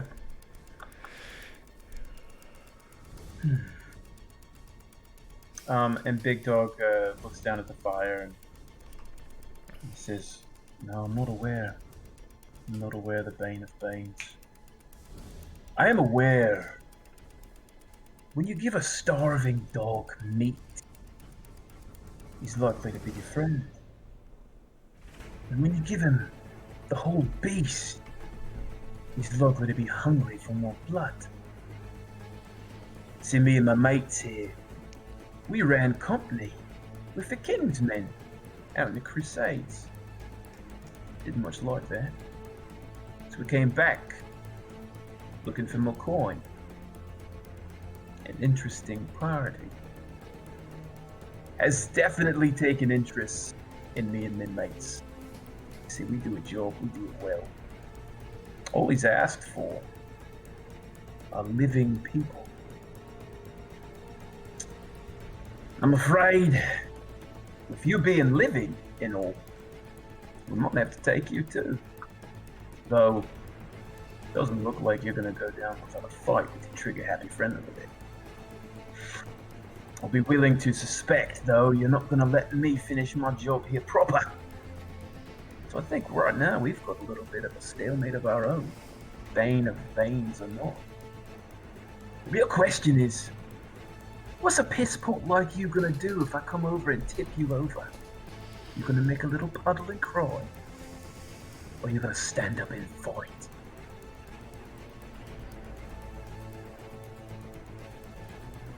I'm gonna look at my three companions and just be like, as I tried, but I'm sorry, was your name Big Dog? Yeah. Did you get that name because you look like a bitch or what? I shoot my crossbow. Nice. All right. Who are you shooting at? Big Dog. All right, cool. Go ahead and roll to attack.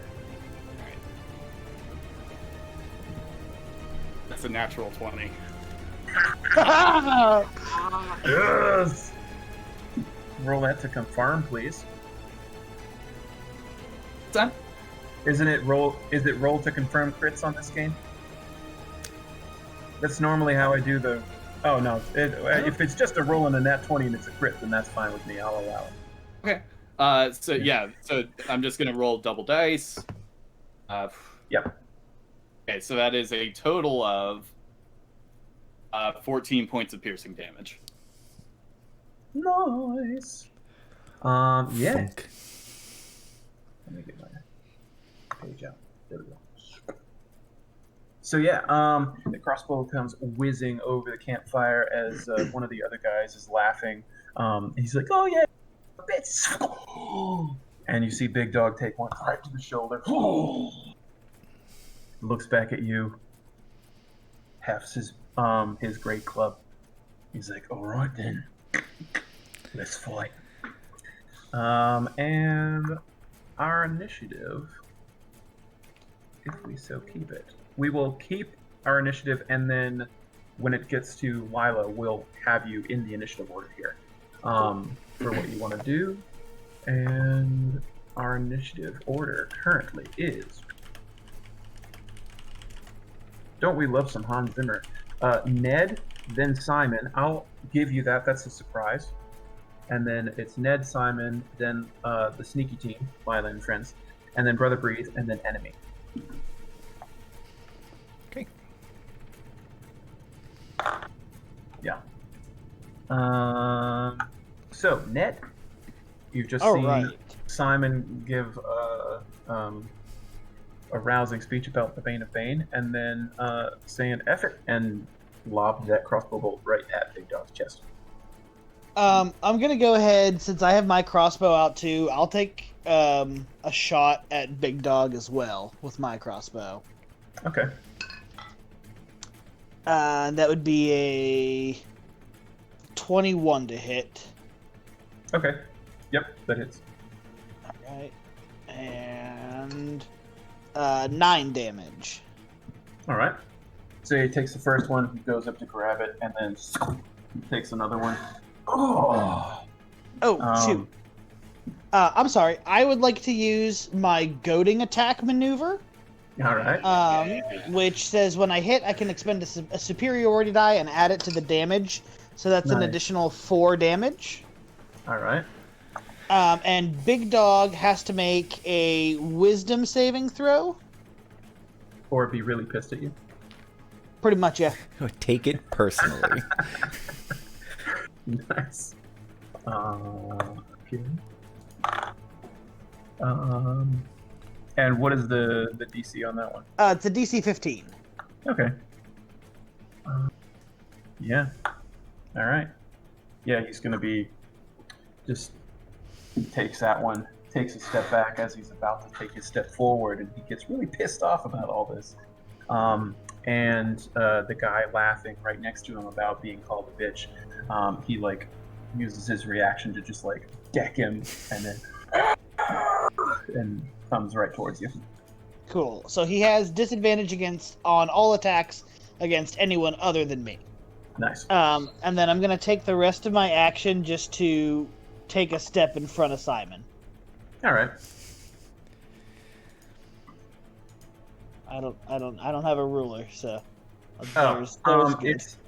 It's 5 feet is here, so yeah, if you're just up there, it's about 10 feet, so 2 squares ish. Cool.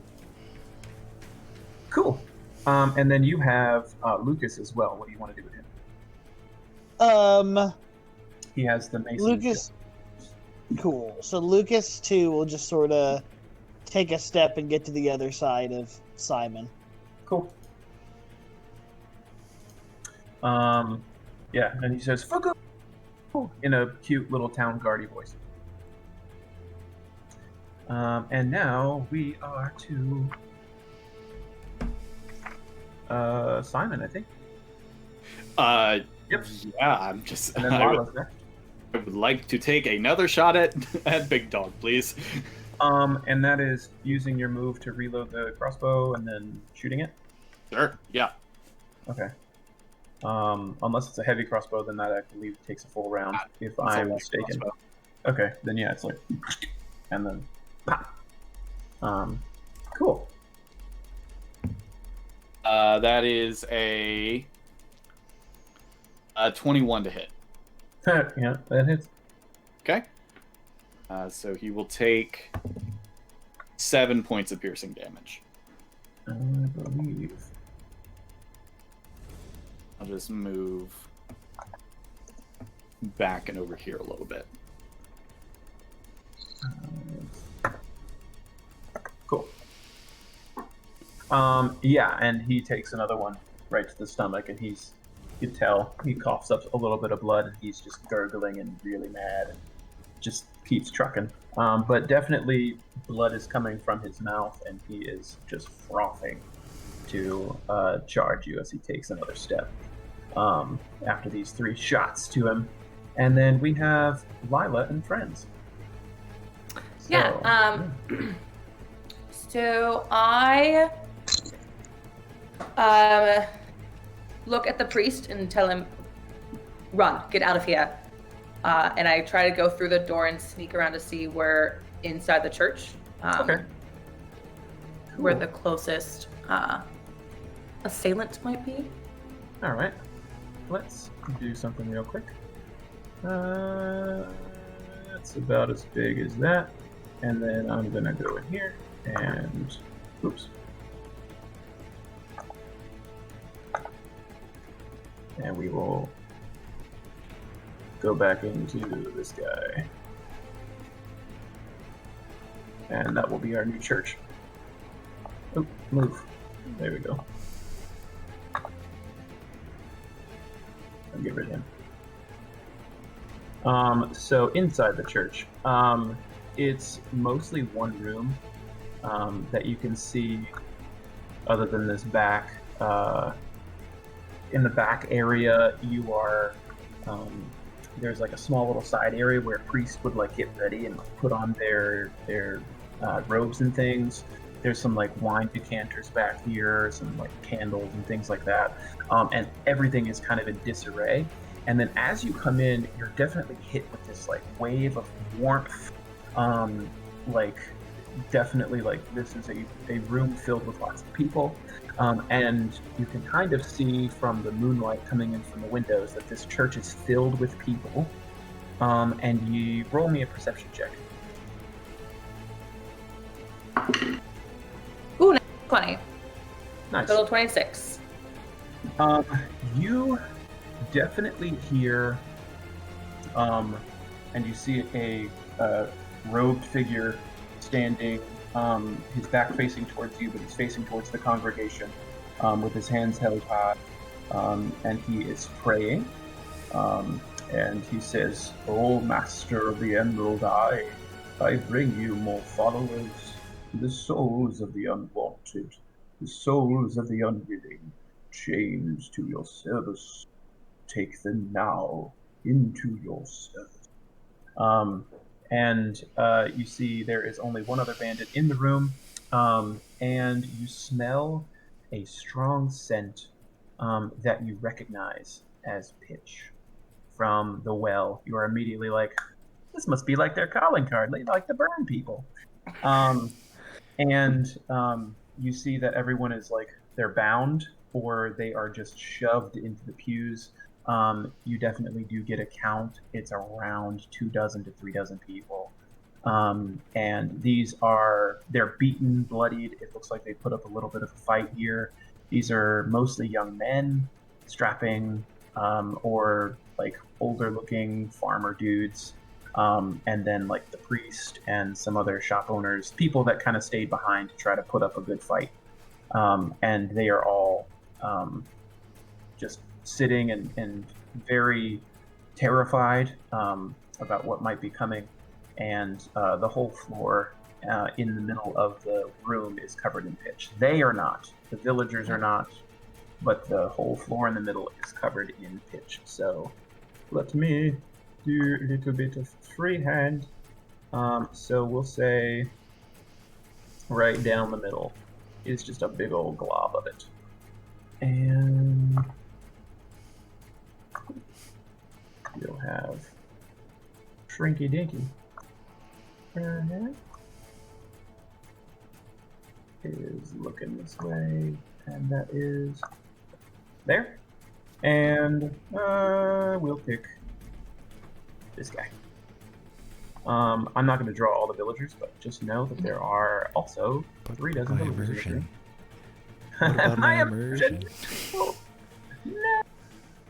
Yeah, and he is readying himself at the doorway outside. He's barring the door. And you also see that there are pews and things blocking the doorway, so there is no escape out this way.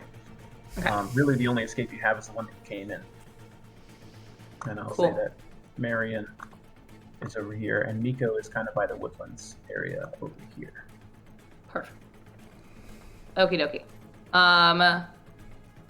Cool. So I'm going to make my way in and hide as my bonus action. Okay. There are pews and stuff in front of where the priest is up here, where he would obviously see you. But then back here, you definitely see like there's an altar, which I'll just freehand. It'll be terrible, but it'll be fine. Right there, where the priest would usually put stuff that you could easily kind of skirt behind if you need to. Yeah, I'm gonna skirt behind there and hide there. Wow, these bandits really suck at perception. I'm just gonna tell you that.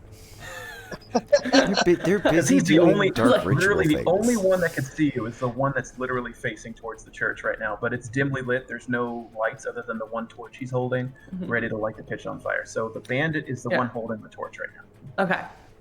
So that was a dirty 20 for stealth if that was necessary. Okay. All right. And I'm gonna take a shot if I can with my short bow. Okay. Yes, you move and attack. That'd be great. And you have advantage to either target. Okay, I'm going for the priest. Okay. Natural 20.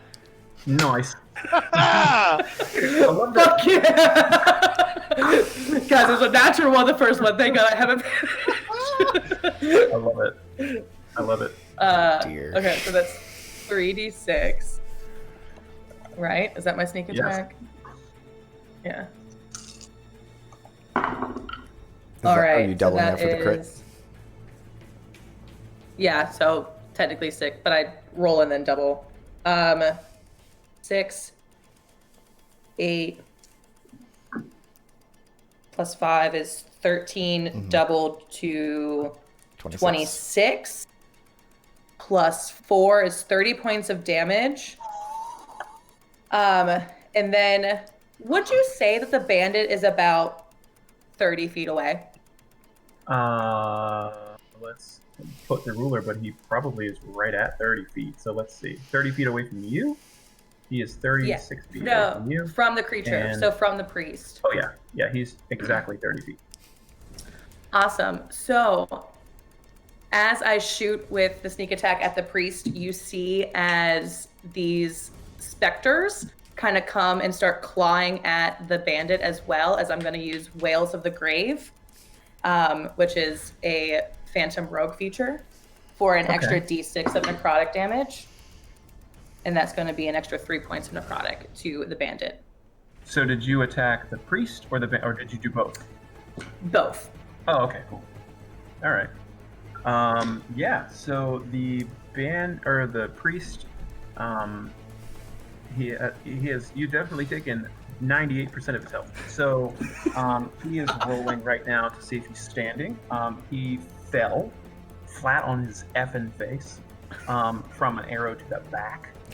He's like, take these to your charge, and just biffed it Skyrim style into the pitch, and he's like, whoa! And then you hear the crowd like murmuring, like, what is that? What?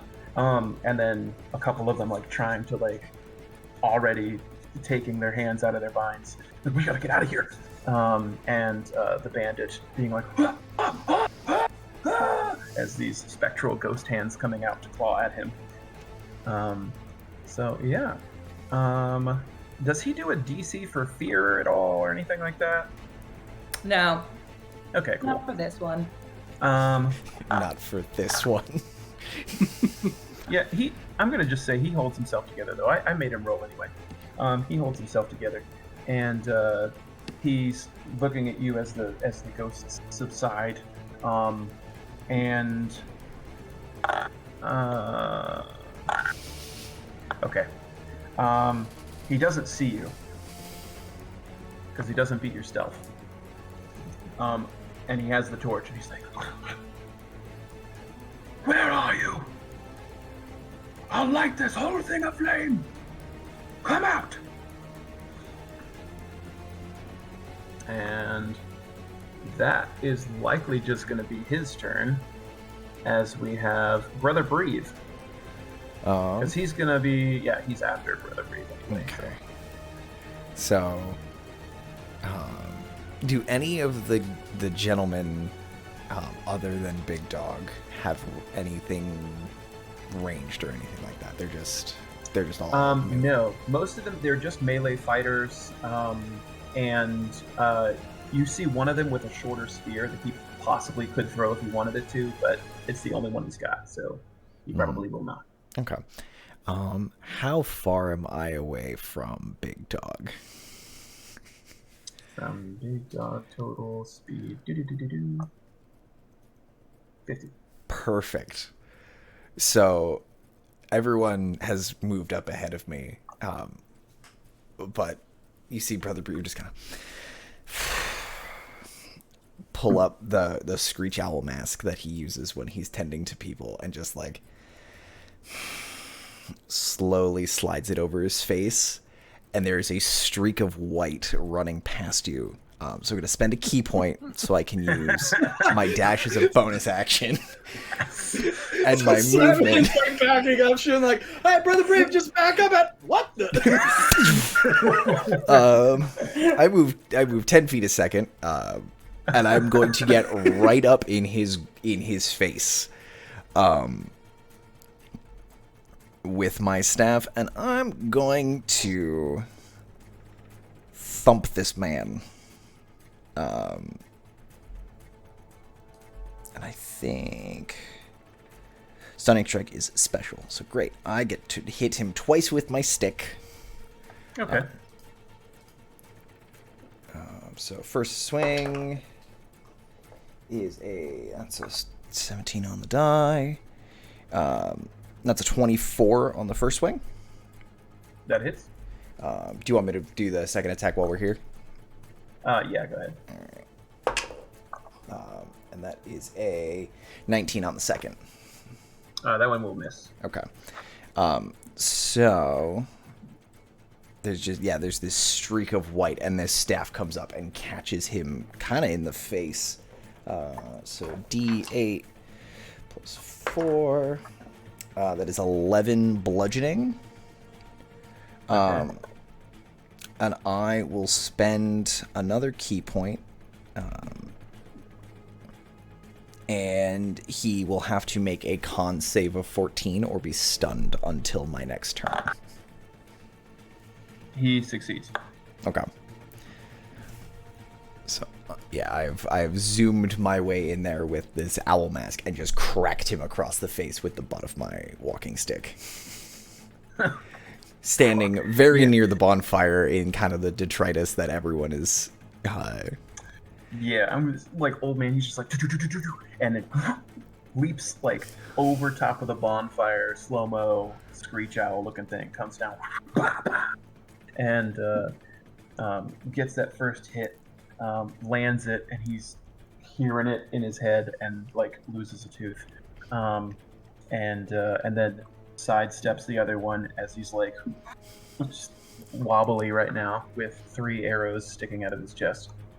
Yeah. And then we will have his attack. So he's going to attempt to bull rush you into the fire. Great. Roll to breathe. So you can have the strength checks. Can I use Dex, please? Yes, you can. Oh, thank You can God. Get out of the way. Thank you very Get out much. of the way. That's fine. That is a natural 20, sir. All right. For a total of So 24. he's like, he gets hit. And, I hope you like fire. And he tries to bull rush you, and you just calmly go, breathe, brother. Sidestep, and he trips over your staff and goes face first into the fire. Remember to breathe. And then the others. These two here, zoot, are going to come straight towards, this will be Ned, and then one towards Lucas, and then these two will take Brother Breathe. This guy is on fire and probably dead, but, you know, we'll see. That was his actions. I'm not going to kill him, but his actions may have done so. Yeah. So I'm not gonna kill you, but I don't have to save you either. I'm Batman. I'm Owlman. Somebody in the chat did say Court of Owls, and that's really the face that, like, that's sort of the face mask vibe that I was going for, and I love it. So Lucas gets hit Poor 6 damage. And then Ned, there's a wild swing at you coming over, and he's like, get out of our town! This is our job! And he swoops and misses. And then the other two at Brother Breathe. Whatever. Well, guys, it's been fun. Okay, what's your AC? 17. Okay.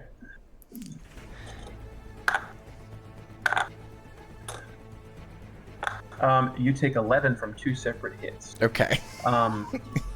So, yeah, and they're coming over, and they're like, say goodnight! Pink! Pink! Don't move so fast when he's standing still. Lila, roll perception for me. Sure. Dirty 20. Okay. You see Miko running this way. Okay. Towards the corner of the church. And Brother Breathe you hear someone say, "Mantis!" And he's running towards the corner of the church. And that is the end of our enemy's turn.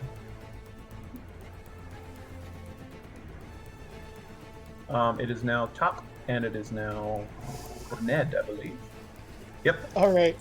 So Ned had been starting to go to reload his crossbow when this blur goes past him.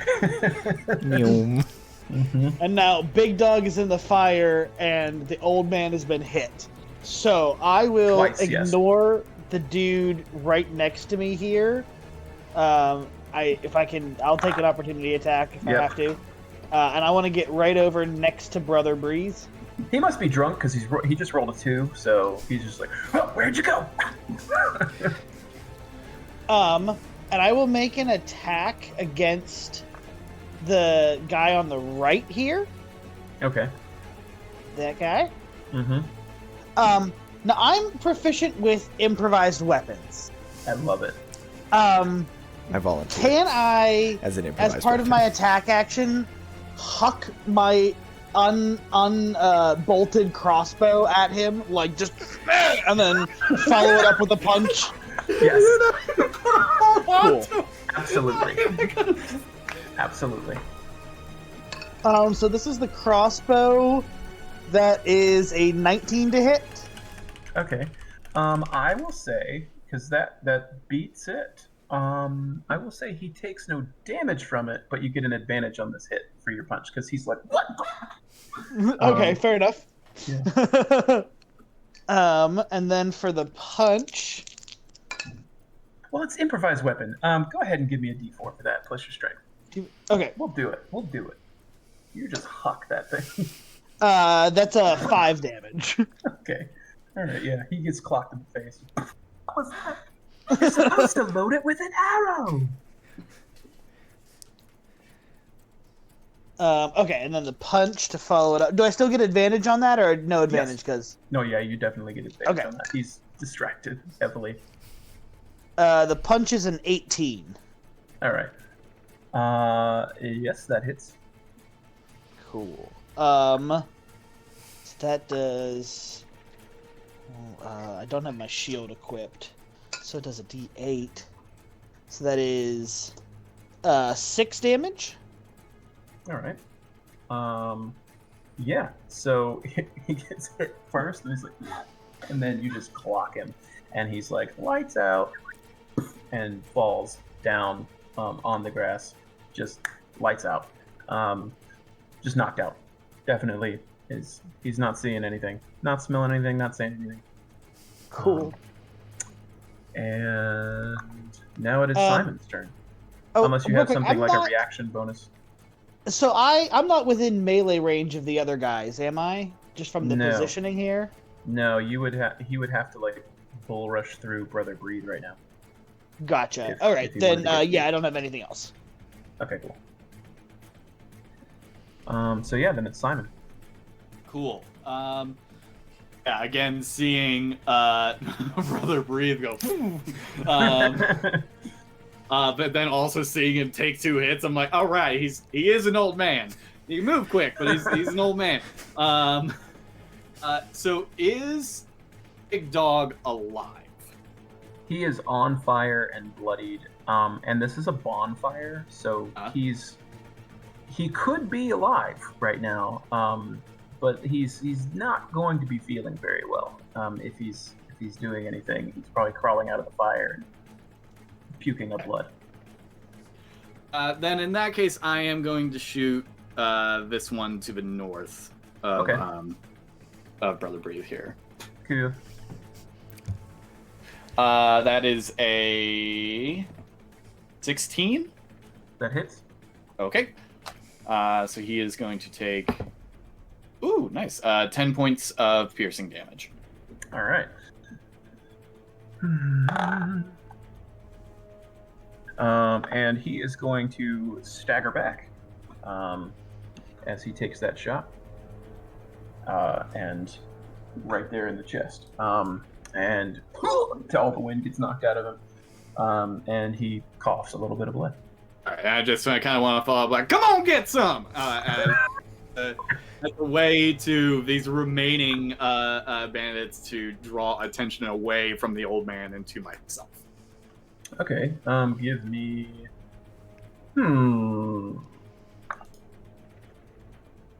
Give me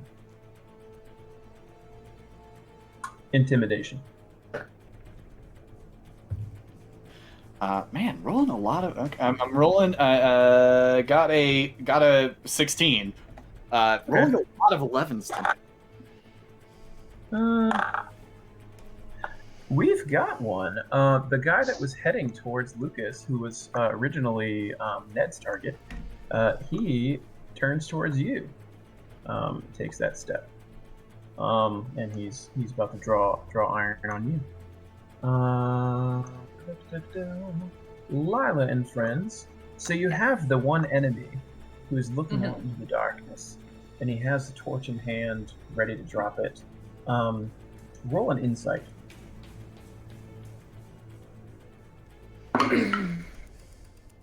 Okay.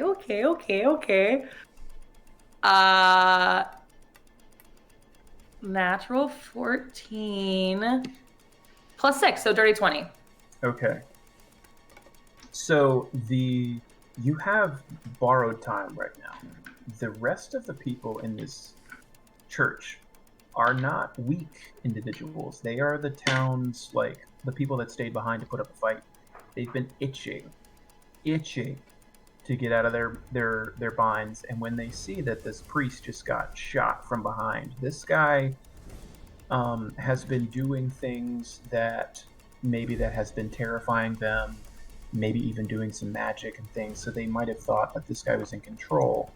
Now that he is down, face down in the pitch, you can definitely tell that these villagers are about to lay in on that bandit, which could be very unsafe for them if they step in the pitch.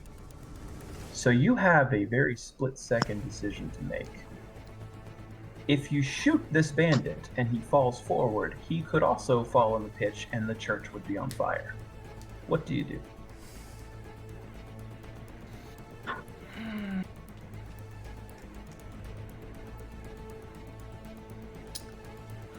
We'll say slow motion, the villagers are like tearing off their reins and turning toward the bandit. He's like, I'll do it! I'll drop it! I shout to the crowd. Everybody get out of the building. This one is mine. Save yourselves and help those outside. Okay. And I hold my action to see if they run. Give me intimidate for crowd control here. Oh God. Okay. That was almost roll bad. It's be a 21. Okay. All right. Okay. We have some of the villagers definitely taking your word. The ones closest to you are going out the way that you came, and we have some that are like, this one's fine, and they're ripping off their binds and definitely going towards the bandit. So what do you do?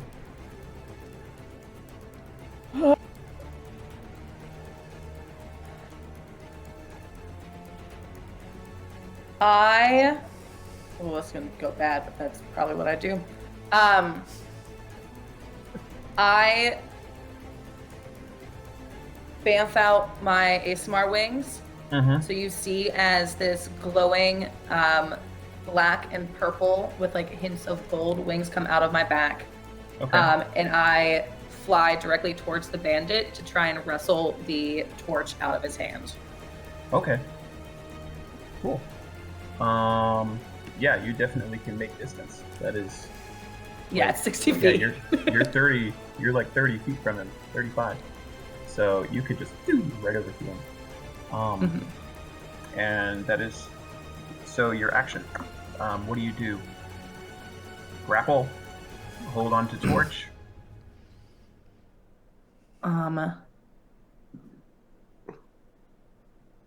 Actually, can I, instead of trying to grab the torch, can I take my water skin out and try and put it out? Yes. Yes, you can. Yeah. Just like and flying out towards it, like smacking it or something like that. That's fine.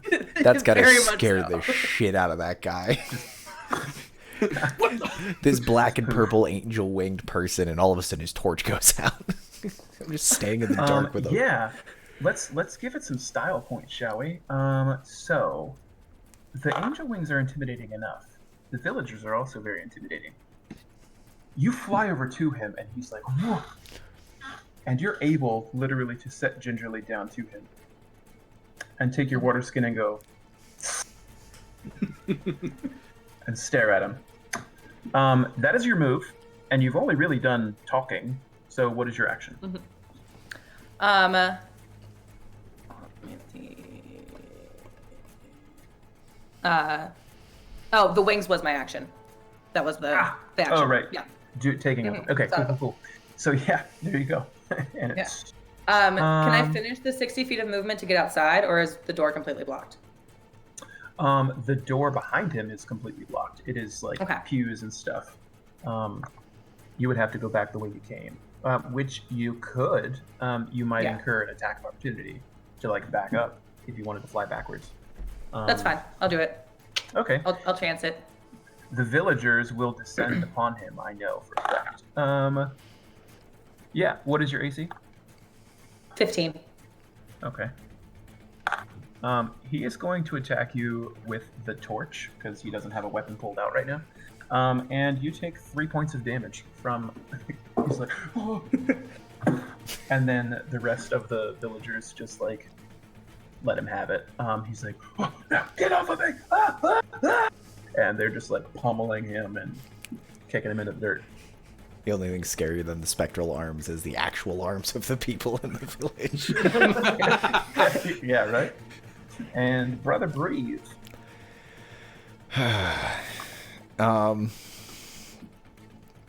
Brother Breathe is not doing so hot. Very brittle bones at his age. Is Big Dog still screaming? Yes. Okay. It's more like labored grunts, and he's rolling out of the fire. Okay. But he's actively trying to get out of the fire. It's, well... it's like is it post-mortem like, twitching, or is it like... Or is this Anakin in episode 3 crawling up the... More like Anakin in episode 3, like he is not going to be getting up anytime soon, but he's trying to get out of the fire. Okay.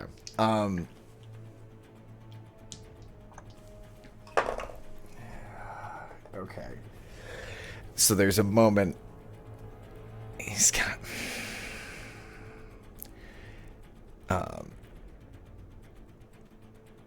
because the one guy took a step back from me, and Ned did come up and help solve my problem. So yeah, he's going to just take his staff and turn to the guy that Ned is fighting, and he's just gonna thwack. He's gonna thwack the dude that Ned's in. Well, because Ned, have you grappled him, or you just punched him? No, I just hit him. Okay, you just hit him. Yeah, he threw his crossbow and then decked him, and he's actually. He's down. Unconscious. That's right. Let's put a little marker on him. But yeah, he's definitely lights out.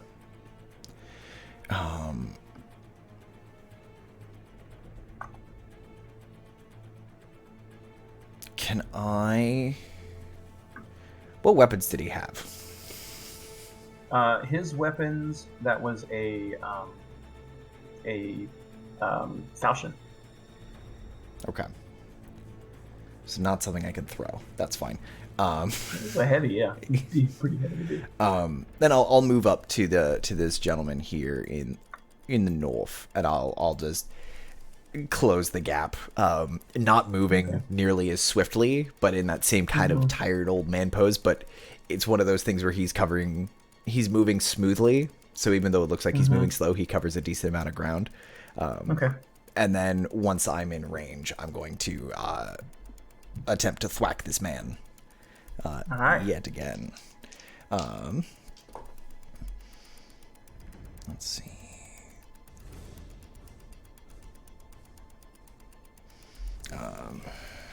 So I will attack twice with the staff. That is a 23 and a 13 to hit. 13 misses. Okay. 23 hits. And I will also use my unarmed strike. So I can use my bonus action to just do an unarmed strike and thump him. Yeah, this fellow's holding a shield and then a spiked club. Okay. So yeah, kind of hit with the staff, miss with the second swing to kind of pull him out of position, and then go in with my fist. So the other one is a 21. Okay. Ooh, and he nat one on his save to stun. It has stunning. The unarmed strike is just an extra hit. Okay, cool. I didn't know if you were doing that thing. No, you did with the big dog. Yeah. Okay. That was personal. Cool. This guy I'm just beating up. And none of these are the guys that look like. I haven't seen any of these goons before. These are all new goons. Not the ones. Yeah, the ones out by the fire were somebody you did recognize. Okay. So D8 and D6 for my unarmed and my regular. Ooh boy. So +4 and +4. So 8 is 16. 22. 22 points of bludgeoning on that. His health was 22. You meet him right at 0. So Perfect. He gets I will passed out. politely as possible, put this man into the dirt with his friend. And he goes to sleep. Like three quick hits, and then keep walking towards where I can kind of see Miko coming around. Actually, it's his turn, and he was like charging up behind this bandit, ready to like just jump on him, and then you just like knock him out and start calmly walking up to Miko, who runs up to you and just like bear hugs. One of my ribs is most definitely cracked. Whether it was before or after Miko hugged me, we'll never know. Yes. Let's see. So we have Lucas saying, "A little help here," and he's getting a little bit pummeled by this other bandit here. All right. And he manages to fend off with his shield an attack from this bandit. And then the other one is charging straight towards Simon. And we'll take his swing. That is a natural 20, sir. He is the one with the short spear. It's around. So that is 8 Sorry, I'm in a points of building. damage. Yeah. How much? That is 8, so 16 points of damage. Oh, then. That would have put me to 2. Better you than me, friend. Stabs you with his little spear. Ow! I'm gonna make you hurt. And then that is the enemy's turn, because I don't think there's anybody else left. The bandit inside is definitely being smothered by a mob. And Marion is watching the door while Luluing comes out. And we have that happening, yeah. So yeah, and then homeboy here is done. Yep. So now we have Ned. Can I make it to the guy attacking Simon? Yep. That is 26 feet. Sweet. I just heard Simon get hit, and so Ned spins around and rushes at the other guy, just going, Simon! And I will make my attack action. Okay. For the first attack, that is a 21.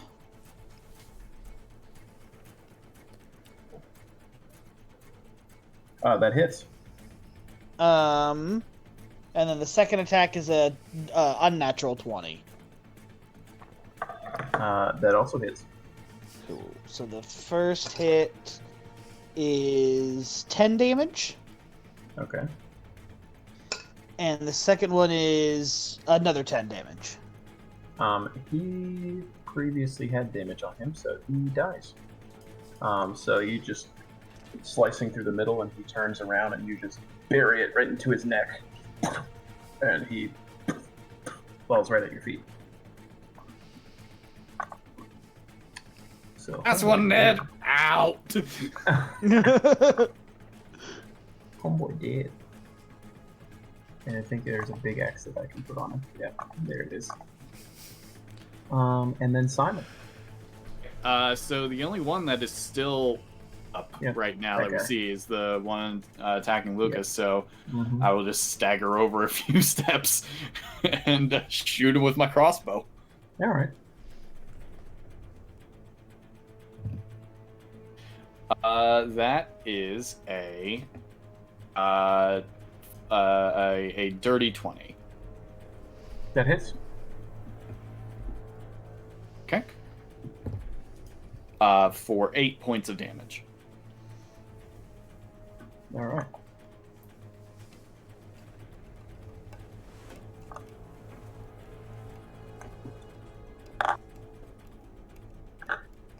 Okay.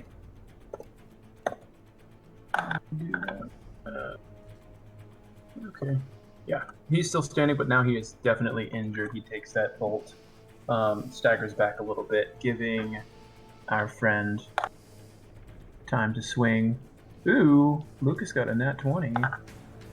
Lucas! Yeah. And that is 3 plus 2 is 5, so 10 damage, and that takes him out. So he is done.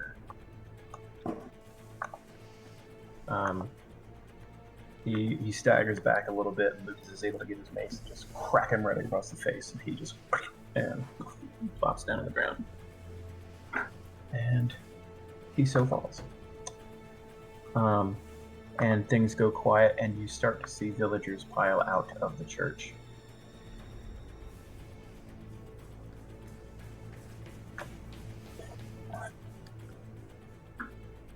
Looking around at some of the dead bodies, and that's be like, or Simon's gonna be like, just immediately puke. Is Big Dog still alive? If he is, he's not there. Like, he's just like kind of crawling out of the fire and has stopped moving. And he's just cinders. When after Miko is done squeezing my ribs, I'm going to kind of pat him on the head and be like, go with the villagers. Ow. Tend to them. I'll take care of this. I'll be fine. And then I would like to walk over to where Brother Breathe is, or not Brother, Brother Breathe, where Big Dog is making his way out of the fire. And sort of like using my robes, put out whatever bits of him are still on fire. And I will, so I can heal people. Can I stabilize him and make him like, I would like to, I don't know if you want a medicine check or if you just want me to use my healing hand, as a way of Mercy Monk to make sure that he doesn't actually die. Yeah, I mean, there's no threat, so you can do whichever one you think can stabilize him. I'll do my hand of healing because I haven't gotten to use that yet. It makes me feel cool. Okay. But yeah, kind of like reaching down and like knowing the anatomy of the body, knowing like pressure points and like kind of just aligning him spiritually and literally, and making sure that he's not gonna like he's still bleeding out, but like try to reverse some of the damage. Okay. So that'll be he's healed for 8.